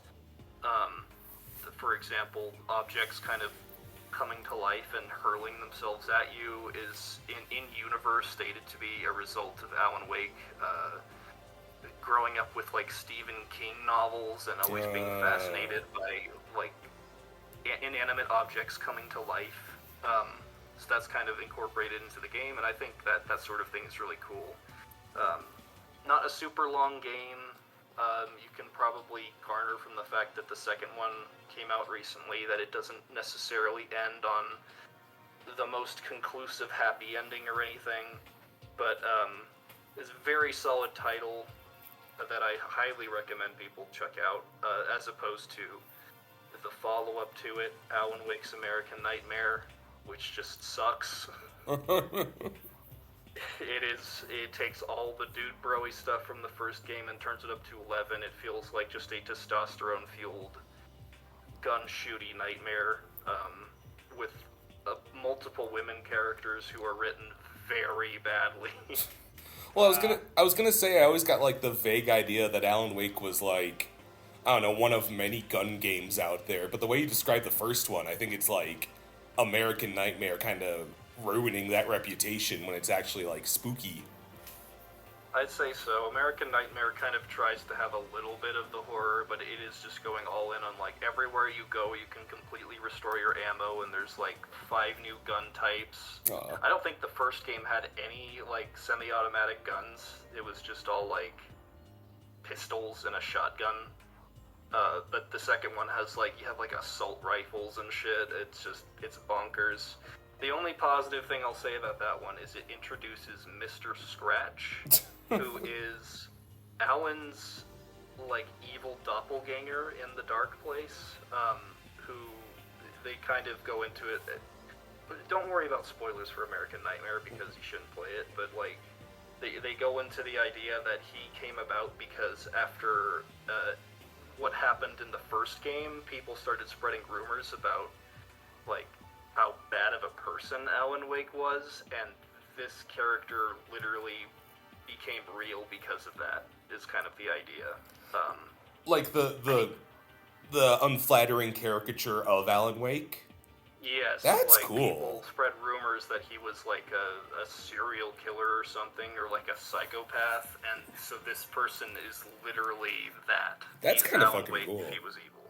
It is a very interesting idea, and they've, like, I haven't finished Alan Wake 2 yet, but they've touched on him so far. They've mentioned him by name a few times, and the implication is that he's kind of remade an Alan Wake 2 in a much scarier way, and I'm really enjoying it so far. But yeah, in this, you can sort of feel this is a product of, like, oh god, like, fucking the Dark Knight Joker. It feels like they're really trying to go for that a lot of the time with him.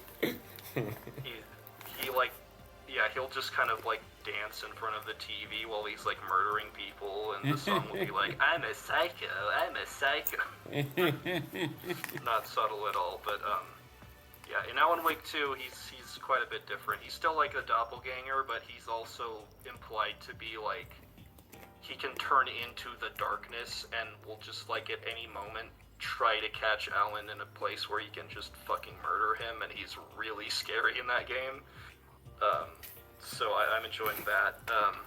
But before we got Alan Wake 2, we got Control, which is not really, I mean, it's got horror elements, but the thing about Control is it is much more like, you're this woman who has gone to this, basically the SCP Foundation. Because when she was younger, they separated her from her brother because of they found one of those anomalous events in their own hometown. So they took her brother, she escaped, and now she's come back because she wants to figure out like what happened to him. And as she walks in, the director of the foundation has already seemingly killed himself, and she picks up the gun that he used to kill himself, and everybody in the foundation immediately declares that she's the new director. And all the while there are these like zombie creatures kind of flooding in from another dimension and like infecting all the people who work there. And so your first task is kind of to try to get that under control while also figuring out what happened to your brother. And there's all these, it's very much a lot more shooty, but not in like the dude bro-y way of American Nightmare. Mm-hmm. You have like the one pistol, you have telekinesis, you're throwing shit, which is by far the most effective weapon you have. You can fly. You have all these really cool powers that I think are really fun to use. And overall, the game is just a lot of lore about this universe. Because like every room you enter, there's like 3 documents you can read about. Oh, here's like I said, it's like the SCP Foundation, so you can find documents that describe specific things, like a refrigerator that's in the containment area, and they have to have somebody constantly staring at it without blinking, or it might fuck shit up. So there is somebody always sitting in a chair staring at this refrigerator so that it doesn't kill everybody. Or a mirror that when you enter it, you go into like a different mirrored universe, and when you come back, nobody can understand you, and you can't understand anybody else because you're all talking in reverse. Fucking hate us. Yeah, I like that. Yeah, there's some really cool concepts that are, I think, pulled off super well in this. And I had a really fun time with it. I think the difficulty can get a little too aggravating sometimes because even by late game, a lot of enemies can like 1 or 2 shot you, but it's still a really fun time. And I really liked how it connected to the Alan Wake universe with its AWE DLC, which kind of explicitly brings him in. And it also was the soft confirmation for Alan Wake 2, which is what I've been playing and having a great time with. I will probably dedicate a toast to really its own thing when I finish it, because I think this is a really special game from what I've played so far. And the one constant that I want to shout out across all of these games, or I guess 2, the number 1 is Sam Lake, who is the director on the Alan Wake games. He was also the original face model for Max Payne. And in Alan Wake 2, they bring back that combination of he plays a character named Alex Casey, and the voiceover is done by James McCaffrey, who was the voice of Max Payne, and was also the voice of the original director in Control, and unfortunately passed away last month. Oh. So this is like the last time we're seeing that combination, which is a pretty fucking big deal. But I've felt like those 2 were always very good parts of kind of the Remedy universe that we have going on here. And number 2 is the Old Gods of Asgard, which I did already make you guys watch the music video for Herald of Darkness. Oh, yeah. That part of Alan Wake 2 is phenomenal, but they have very similar parts in the first Alan Wake, and in American Nightmare, and in Control, where there's like a level where Old Gods of Asgard will play a song while you're just like fucking shit up, and I think Control does that the best, with the Ashtray Maze, which is this maze of like corridors and hallways, and as you're going through it, like they give you the in-universe explanation. Put on these headphones and you will be able to get through the maze, and it is just the Old Gods of Asgard singing about the main character's life in this just awesome just rock song that adapts to the level that's as you're going through it and as you're like fucking all these enemies up. And it's just such a good time that I'd recommend playing it just for that level alone. So, Old Gods of Asgard and Sam Lake are both just an unbeatable combination, and they have really made this series something special. So that is why I'm toasting specifically this universe. Yeah, that sounds really fun. That sounds like absolutely up my alley. I'd heard 100%, yeah. I'd heard about Control here and there. I'd never really looked into it. I didn't know it was connected to Alan Wake. Yeah, and like Alan Wake 2 seems to be implying that there's like a massive connection between the 2 so far, and it is getting DLC later that, as I understand it, is going to bring the main character from Control into Alan Wake 2 in some capacity, so I'm looking forward to that. All right. Yeah, Control always looked cool to me. I like some telekinesis, weird cryptid shit. It's a fun time, but I really think you'd get the most out of it if you play the first Alan Wake first. I'll have to add that to my list. My backlog's ever growing. Yeah, super good shit. But yeah, that's all I'm gonna say about those today. So I'll pass that back off to Tommy. All right. Well, last top of the evening, depending on when you're listening to this. I'm a little torn. Will, you're probably gonna pick up Tekken 8 for next month, right? That is correct, but I don't know if I'm gonna like it. I guess we'll save it for then, because I just started playing it yesterday as we record this. So I guess I will talk about a film we watched called Self-Reliance that I've been really looking forward to. The more I've gotten into like film critic culture and podcasts, the more I've learned a bit more about film festivals and what a weird culture those have that I feel like maybe not everyone's privy to. And what basically happens is every few months, the critics I follow on Letterboxd will start logging films without official posters that sound that you've never seen a trailer for, because auteurs and artists and celebrities will just make movies and bring them to bring them to Sundance or TIFF or what have you. And of course, they're not advertising to the public. So I really like there's this like back movie store mentality of someone being like, only I could see this movie, but yeah, it's about Jesse Eisenberg as a Sasquatch and he pisses and shits everywhere. And you're like, there's no fucking way. And you wait for Hulu to buy it, and they put it up. And so I heard about this film, Self-Reliance, that was at South by last year. And here's the timeline. I've been told this is a pretty compelling arc I've gone through with this film. It is directed and starring Jake Johnson, who you both know as Peter B. Parker in the Spider-Verse films. He's a bit of a mumblecore comedy guy. He's in a lot, New Girl and a few other things. And of course, he stars alongside Anna Kendrick in this, which really catches my attention. And I'm watching them do interviews in South by, and it's the most painful thing, because they're not paying for trailers. You can't, or even an official poster. You just have to take their fucking word for it. And he's describing his directorial debut, which he also stars in, and it's this wild fucking premise of him playing a character who signs up to basically be Most Dangerous Gamed. He volunteers to be hunted by people, and if he survives 30 days, he gets $1 million. And I'm like, fuck, I want to see this so bad. That's in March of 2023.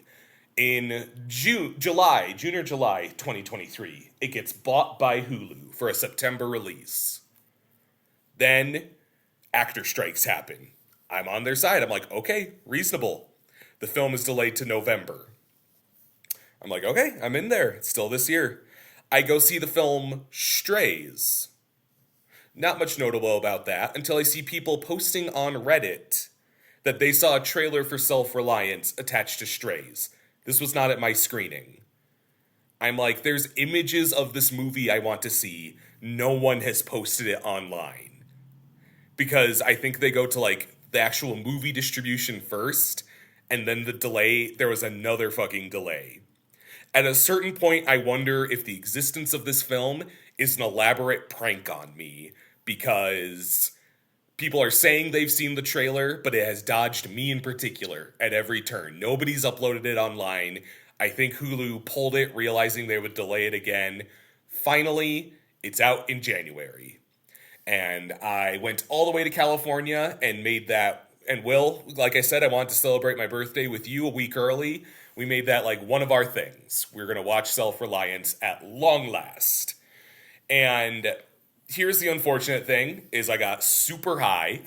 You were like, I don't know if this 20 milligram tablet's actually going to hit that hard. And then I did. And I think the high expectations of a film I had been waiting close to a year for crashed into how inebriated I was. And I thought I was going to die. Do you recall how I was behaving that evening, Will? I mean, honestly, honestly, to me, it was like, oh, Tommy's just acting high. But then afterwards, you're like, Will, I thought I was gonna die, and I was like, oh, fuck. Well, I got, like, kind of physically ill. I think I was just having, I don't know. I beheld myself to rewatch it again this morning. And I think it's fucking cool, ultimately. I think I just got really crossed up about my expectations, and getting elevated probably didn't help with that. It's a really hard film to pin down, because it has elements of, like, the kind of talky humor indie film that's kind of twee, that I don't always love. But I think they play with it in some really interesting ways. There's an aspect that, like, we all know what a Whedonism is. It's, oh, that just happened. Have I told you what I consider a James Gunnism? You have not. A James Gunnism, in my opinion, is a character casually makes a reference and then they can't stop talking about it. Because I feel like that happens like 10 times in Peacemaker, as someone says, it's on like Donkey Kong, and someone's like, are you sure Donkey Kong was... And they like talk about that.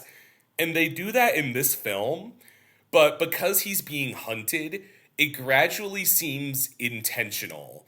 Because he'll drop small things about his life, like, oh, I used to play Mario games with my dad. And then there's a guy dressed as Mario, like a super in their motel, dressed as Mario. And he's acting really strange. And you wonder if he's part of the game. And it slowly becomes apparent that the people hunting him are using familiar imagery to kind of lure him, and it gets a little freaky at some points. What I found really cool about it as well was that it's an allegory very clearly just for relationships, because Jake Johnson learns that if, the loophole of the game is he can only be killed by the hunters if he is by himself. So he has to coerce the people around him into never leaving him alone, basically. And of course, people find it really strange. Like, he's got his, like, immediate family who are like, what the fuck are you talking about? And there's, like, varying levels of how seriously the people around him take it that I think leads to some really interesting dynamics. He's got, like, 2 sisters, and one is like, I think you're delusional, completely no nonsense. And then the other is kind of like, I want to see how far this goes. I'm a little interested. He eventually, arguably one of the highlights of the films, he just finds the first homeless man he can come across, who is played by Biff Whiff of I Think You Should Leave fame. And he's just got Biff Whiff following him around. His character's name is James. And because he's unhoused and Jake Johnson is like paying him to follow him, he'll just do whatever he says. And the character is really fucking funny. But I think it also kind of, if you think of it as an allegory for fear of being alone and wanting relationships, it is the kind of thing of like, sometimes you settle for people around you who will stick by you no matter what, even if they aren't necessarily, there for a reason of substance. Like, this is just an unhoused guy who he's paying and is happy to have a roof over his head, so he'll nod along with whatever he says. And I think that's you could perhaps we all have friendships like that, where it's more out of convenience. And, eventually, he posts a Craigslist ad asking who else is playing the game, and the character who answers it is Maddie, played by Anna Kendrick. It's hard to talk about... Of course. I mentioned a moment ago she was in it, and that's why I was so excited about it. I know, it's the fucking... If Anna Kendrick ever, knock on wood, because I don't actually want this to happen, but if she ever, died in a freak accident or something, I don't think you'd ever go to the movies again. Golly. My next video I'm working on, Dav, is a little bit about that, and why it's not okay that I'm that way in some capacities. Not gonna change, but that's how I am. Yeah, I mean, honestly. It is a deep look at celebrity culture. But genuinely, actually... her character in it is really interesting. It's kind of hard to talk about without spoilers, but she insists she's also in the game. But the double meaning of what the game is really starts to play in. Because they both agree, we're both in the game, so we're both going to spend all our time together. And they also clearly start to really like each other. And eventually, the Craigslist ad beeps again, and Jake Johnson's like, somebody else is in the game. We got to get him in on our arrangement. And she's like, are you sure you want to do that? And you read it both as concern out of the safety of playing the game, and like, she's like, oh, but I thought this was us. I thought we liked each other. It's just a interesting double meaning that way. And I know I'm describing subtext in a very elementary way, but I just think they weave it very effortlessly in that they don't have to over-explain it. And it leads into just some really bizarre imagery, like all the assassins trying to kill Jake Johnson have some, like, there's, they don't linger on them, but eventually, like, there's an Ellen DeGeneres impersonator who's trying to kill him with a fucking nightstick and a sumo wrestler chasing after him. Will, we watched this one together. Do you want to highlight anything? I mean, honestly, I just thought it was, like, very well made. It was fun, like, kind of like what you said. It's a great kind of double meaning movie, but, like, very explicitly so it's not like, Mother, where it's like, oh, you can't understand this without the double meaning. Like, it's very clear what's going on. And I really like that. I thought it was a ton of fun, and, like, I know we both kind of mentioned this, that it wasn't being too well received on Letterboxd, and I was kind of shocked, because there's not really any other movie like it, It cuts a very distinct image. I do think that I wouldn't be surprised if someone said they got some blue balls from it. I think, like, because it does end on kind of a strange note, I would say. And even people who I think are on the right side of history and like this film are like, well, I don't know if the ending totally sticks the landing. But I feel, I guess I would put it this way, is that there's potential for it to go very, very dark. And it kind of has the best ending you could, like the happiest ending you could. And I could see how someone would be disappointed by that. But I really do feel the lesson of the film is best retained in kind of a straightforward ending. Because I do feel this is a film that's about taking risks and the hoops we'll jump through to be near people, and why we need people, and why we need to be brave enough to be near people. And I think that taking it to any more of a... Because I hope this isn't too much of a spoiler. There does eventually get to be a question of if what's around him is real or not. There's like some Truman Show-esque qualities. And I feel they do maybe answer that too easily, I would say. I'm not going to say if it's real or not in the film, but the answer is arguably a little too straightforward. But ultimately, I think I could see someone getting mad about how positive the ending is for... it's a life-affirming film ultimately, and I felt like I just kind of needed that after how intense and crazy it got. I was okay with it. Yeah, I thought it was really great, and I think, the ending is very solid. Like, I don't see really anything wrong with it. There's some, like, surprising, weird cameos. We were watching it, there's a surprise Christopher Lloyd towards the end. Like, actually fucking nuts. You said to me Christopher Lloyd deserves an Oscar for what he does in this film. He's really good. He's really good, yeah. So kind of a surprise Andy Samberg, insane shit. It plays with your expectations in weird ways. I feel like I've gassed on enough about it. It's my favorite of 2024 so far. Even though on Letterboxd it'll be marked as 2023 because it was a festival thing. And that's out of the 6 films I've watched this year. So take that as you will. It didn't disappoint. It could have so shatteredly disappointed me over a year of waiting, but I was really happy with it. It's something I could get excited about. Yeah. All right. Well, this takes us to the news, and I don't know if news is slow because I've been out of the habit of tracking the news, because in December it's the Toasties, so I haven't been writing things down, and I may have just lost the juice for that habit. But also, because it's January, the news cycle could just be slow. So, Yeah, it's just pretty slow. yeah. So chirp in with anything if I just totally forgot something. The first thing, totally normal piece of news, Jack Black is Steve in Minecraft. If you're gonna cast someone as Steve, you know. Hard to go wrong. I really thought that role was gonna go to Jason Momoa. That's what I always pictured, because he was attached first as well, so... He's in it in some capacity, but maybe not as Steve. Do you think he's Ender Dragon? No, because the Ender Dragon is, I think there's like a woman playing the Ender Dragon, right? Oh. I know Jennifer Coolidge is cast. It'd be really funny if she was the Ender Dragon.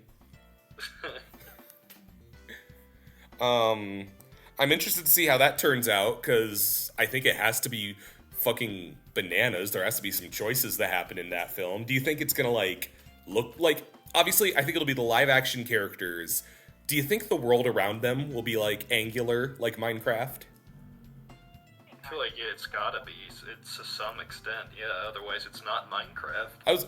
I could see them just being like, it's a movie about guys with pickaxes, and we're gonna call it Minecraft. God, that would suck. Yeah.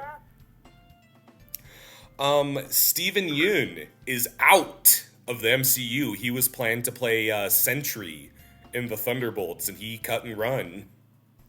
I think that was a very good decision. Yeah, same. I wish he would just take Iowa Debris with him, because I'm not ready to see her get lost to that fucking machine. 'Cause she's also in Thunderbolts, unfortunately. It is... Sorry, Will? I said Iowa Debris is gonna play Doctor Doom. Oh, God. It is a weird, like, turning point where I'm sure 10 years ago, actors would have fought tooth and nail for a part in this, and now it's become, like, less and less of a sweet deal. And I wonder if that's... You know, we talked a lot about that in this particular episode. I wonder if the bubble is about to burst on that genre and how huge it was. I wonder if that's why Fantastic Four is the way that it is lately. Yeah, where, like, they can't find someone to play Mr. Fantastic. Yeah, I feel like every week I see a tweet like, the Fantastic Four cast is rumored to be finalized and an announcement is impending, and then nothing fucking happens. Is Pedro Pascal officially in, or is that just like a rumor? Not officially yet. Okay. Yeah, no, it is the kind of thing where we'll be standing in line to see Fantastic Four and we still don't know who's in it. Yeah. Yeah. What else? Letterboxd announced it is adding TV shows, or it wants to at some point in the year, which I think is a travesty on the culture that I won't stand for. I'm mad about it. Like, what is sacred? Like, what I can log a TV show on Letterboxd. Tomorrow I can log a video game. 2025 I could log a trip to McDonald's. Well, it's a social network for film. I don't follow why it has to be for everything. I don't know. I feel like they were already kind of loosey-goosey about, like, what counts to go on there, because, like, yeah, it's mostly movies, but sometimes it'll be, like, a short series, or fucking, like, Full Metal Alchemist Brotherhood, I think, is on there for some reason. Fucking Scott Pilgrim came out, and the both of you looked like the fucking Joker, logging it on Letterboxd like some kind of lawless animal. Jesus, Tommy. Well, what the fuck? Hello, Letterboxd.com. I'd like to log a streaming series, please. You know what? I think that solidizes everything that I fucking thought about this. I cannot wait for TV shows to take over the platform. I just hope there's like a toggle. That's all. If you want to log your episodes of MILF Manor or whatever, no skin off my nose. But I don't want to see it. Like, I don't want to have to. I don't want to have to, like, scroll past it to get to a review of a film I'm interested in. Maybe it's, like, 2 different feeds, or it's, like, a little toggle. I don't want to see everyone, every parent log Mickey Mouse Clubhouse that their toddler watches episode by episode. Local man who watches Bluey. Well, Bluey is fucking great. Really good. Everyone leave except for you. You can stay, Bluey. It's like the Homelander meme. You've been sloppy, except you, Bluey. You've been great. Man, oh man. I think that is like a litmus test. Like, I think even the rawest person alive can, like, really get... There is someone on r/cartoons that said Bluey is just a blue Brian Griffin. And how sad do you have to be? What a fucking douchebag. Yeah, what the hell? Alright, the last thing I have is that Oscar noms dropped. Do we have interest in talking about that? I mean, Sure. the Oscars, aren't, like, valid. Yeah, I think they're very much, like, exactly what I expected. Pretty much. I think everyone losing their minds over Barbie not getting the noms they expected should get a life. Okay, well, you know what? I'm just gonna say it. I like Barbie. I thought it was a fun movie. It's not Best Picture material. I think that they've just kind of started throwing in movies that a lot of people like or that were popular. Fucking Flash enters the Speed Force ass. Yeah. I'm glad this has prompted people to post a bunch of screenshots of that car ad that just happens in the middle of the movie, because that was mind-boggling. Like, how did they... It's so fucking shameless. What gets my goat is that people are crying sexism that Ryan Gosling got a nom, but Margot didn't. When America Ferrera did get a nomination, and it's almost like if you're only paying attention to the white woman, that could be considered, I don't know, another ism that we should look inwardly about. Mutant Mayhem not getting anything for even a nom for animated feature, I think is insanity, lunacy. Especially since fucking Elemental got nominated. Elemental. That movie sucks, and everyone knows it. Then then it made enough money because kids were seeing it, and everyone's like, oh, it's actually not so bad. It was never actually good. Yeah. Right. God. And, like, Dav got me the Mutant Mayhem art book for my birthday this month, and looking over it, it is absurd how much detail went into that film that is being just sent back to the kitchen because people like the Fire Girl or whatever. Yeah. Golly. I like to blow metal into shapes. Oh, since when? Shut the hell up. I like to blow water, people. I like to blow... This is the most straightforward cock and balls. I gotta see Edgeworth's cock and balls. That's not out of order. This would be out of order. I just now actually got that part of the joke. Yeah, you have to watch that video like 10 times to like even start to understand all the jokes in that. I just thought they were like fucking around, but that's really fucking good. Wrong. This is out of order. It would be wrong. Speedo Doo. Where's our nomination for Punch Punch Forever? That's better than Elemental. Yeah, no kidding. Oh. Well, that's like I said, small news week month. That's all I had. Do you either of you have stuff to add? Really? Monkey Man looks pretty good. Oh, Monkey Man looks sick. Man. And that talking parrot thing looks really weird. Tuesday. It really does. Man. Tuesday, yeah. People are saying, like, oh, it's kind of a light summer for movies. But I'm like, I got lots of shit to go. I mean, I guess it's mostly in May. It's like around July it gets kind of dry, which is unusual. But, like, even if it's shit I'm just, like, morbidly curious about, I'm kind of excited for this year.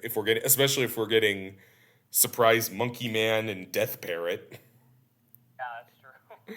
Yeah, just last year was just so fucking packed in like every single industry that it's like this year is going to be just a disappointment in comparison, and that's kind of inevitable.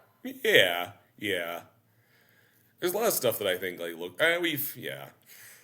I mean, by the time next time, in a week, I'll have the answer to a question that's been on my mind. That? I mean, Will, I'm surprised you have to ask, because I feel like anyone in the zeitgeist It's has... the cat! It's the goddamn cat! Will, I literally have to go 5 more days before I see that movie on Friday, and the whole time, I'm gonna be wondering who the real Agent Argyle is. God damn it. It boggles the mind. I'm like, who the fuck? If it turns out it's not the cat, I might consider going to watch it, but it's the cat. So you want me to report back, is what you're saying? Yeah, I guess tell me if it's the cat. Okay. And if it's not the cat, then maybe I'll go watch it. So we'll lock in that discussion and Tekken 8 for next time. Which is fun. And then it's like, oh, it's the bear in Tekken. I don't know. All right. I guess if that's all, then we'll catch you for Argyle and Tekken talk, unless it just disgusts me to the point that I don't want to talk about it. That'll be Tommy, and I'm Tommy. This will be Will, and I'm Will. This Dav be Dav. Dav is diabetic. Dav, that's out of order. Wrong. If it were out of order, it would be... Diabetic. Diabetic Dav. I gotta see Argyle's cat balls. Good night, everybody. We'll catch you next month.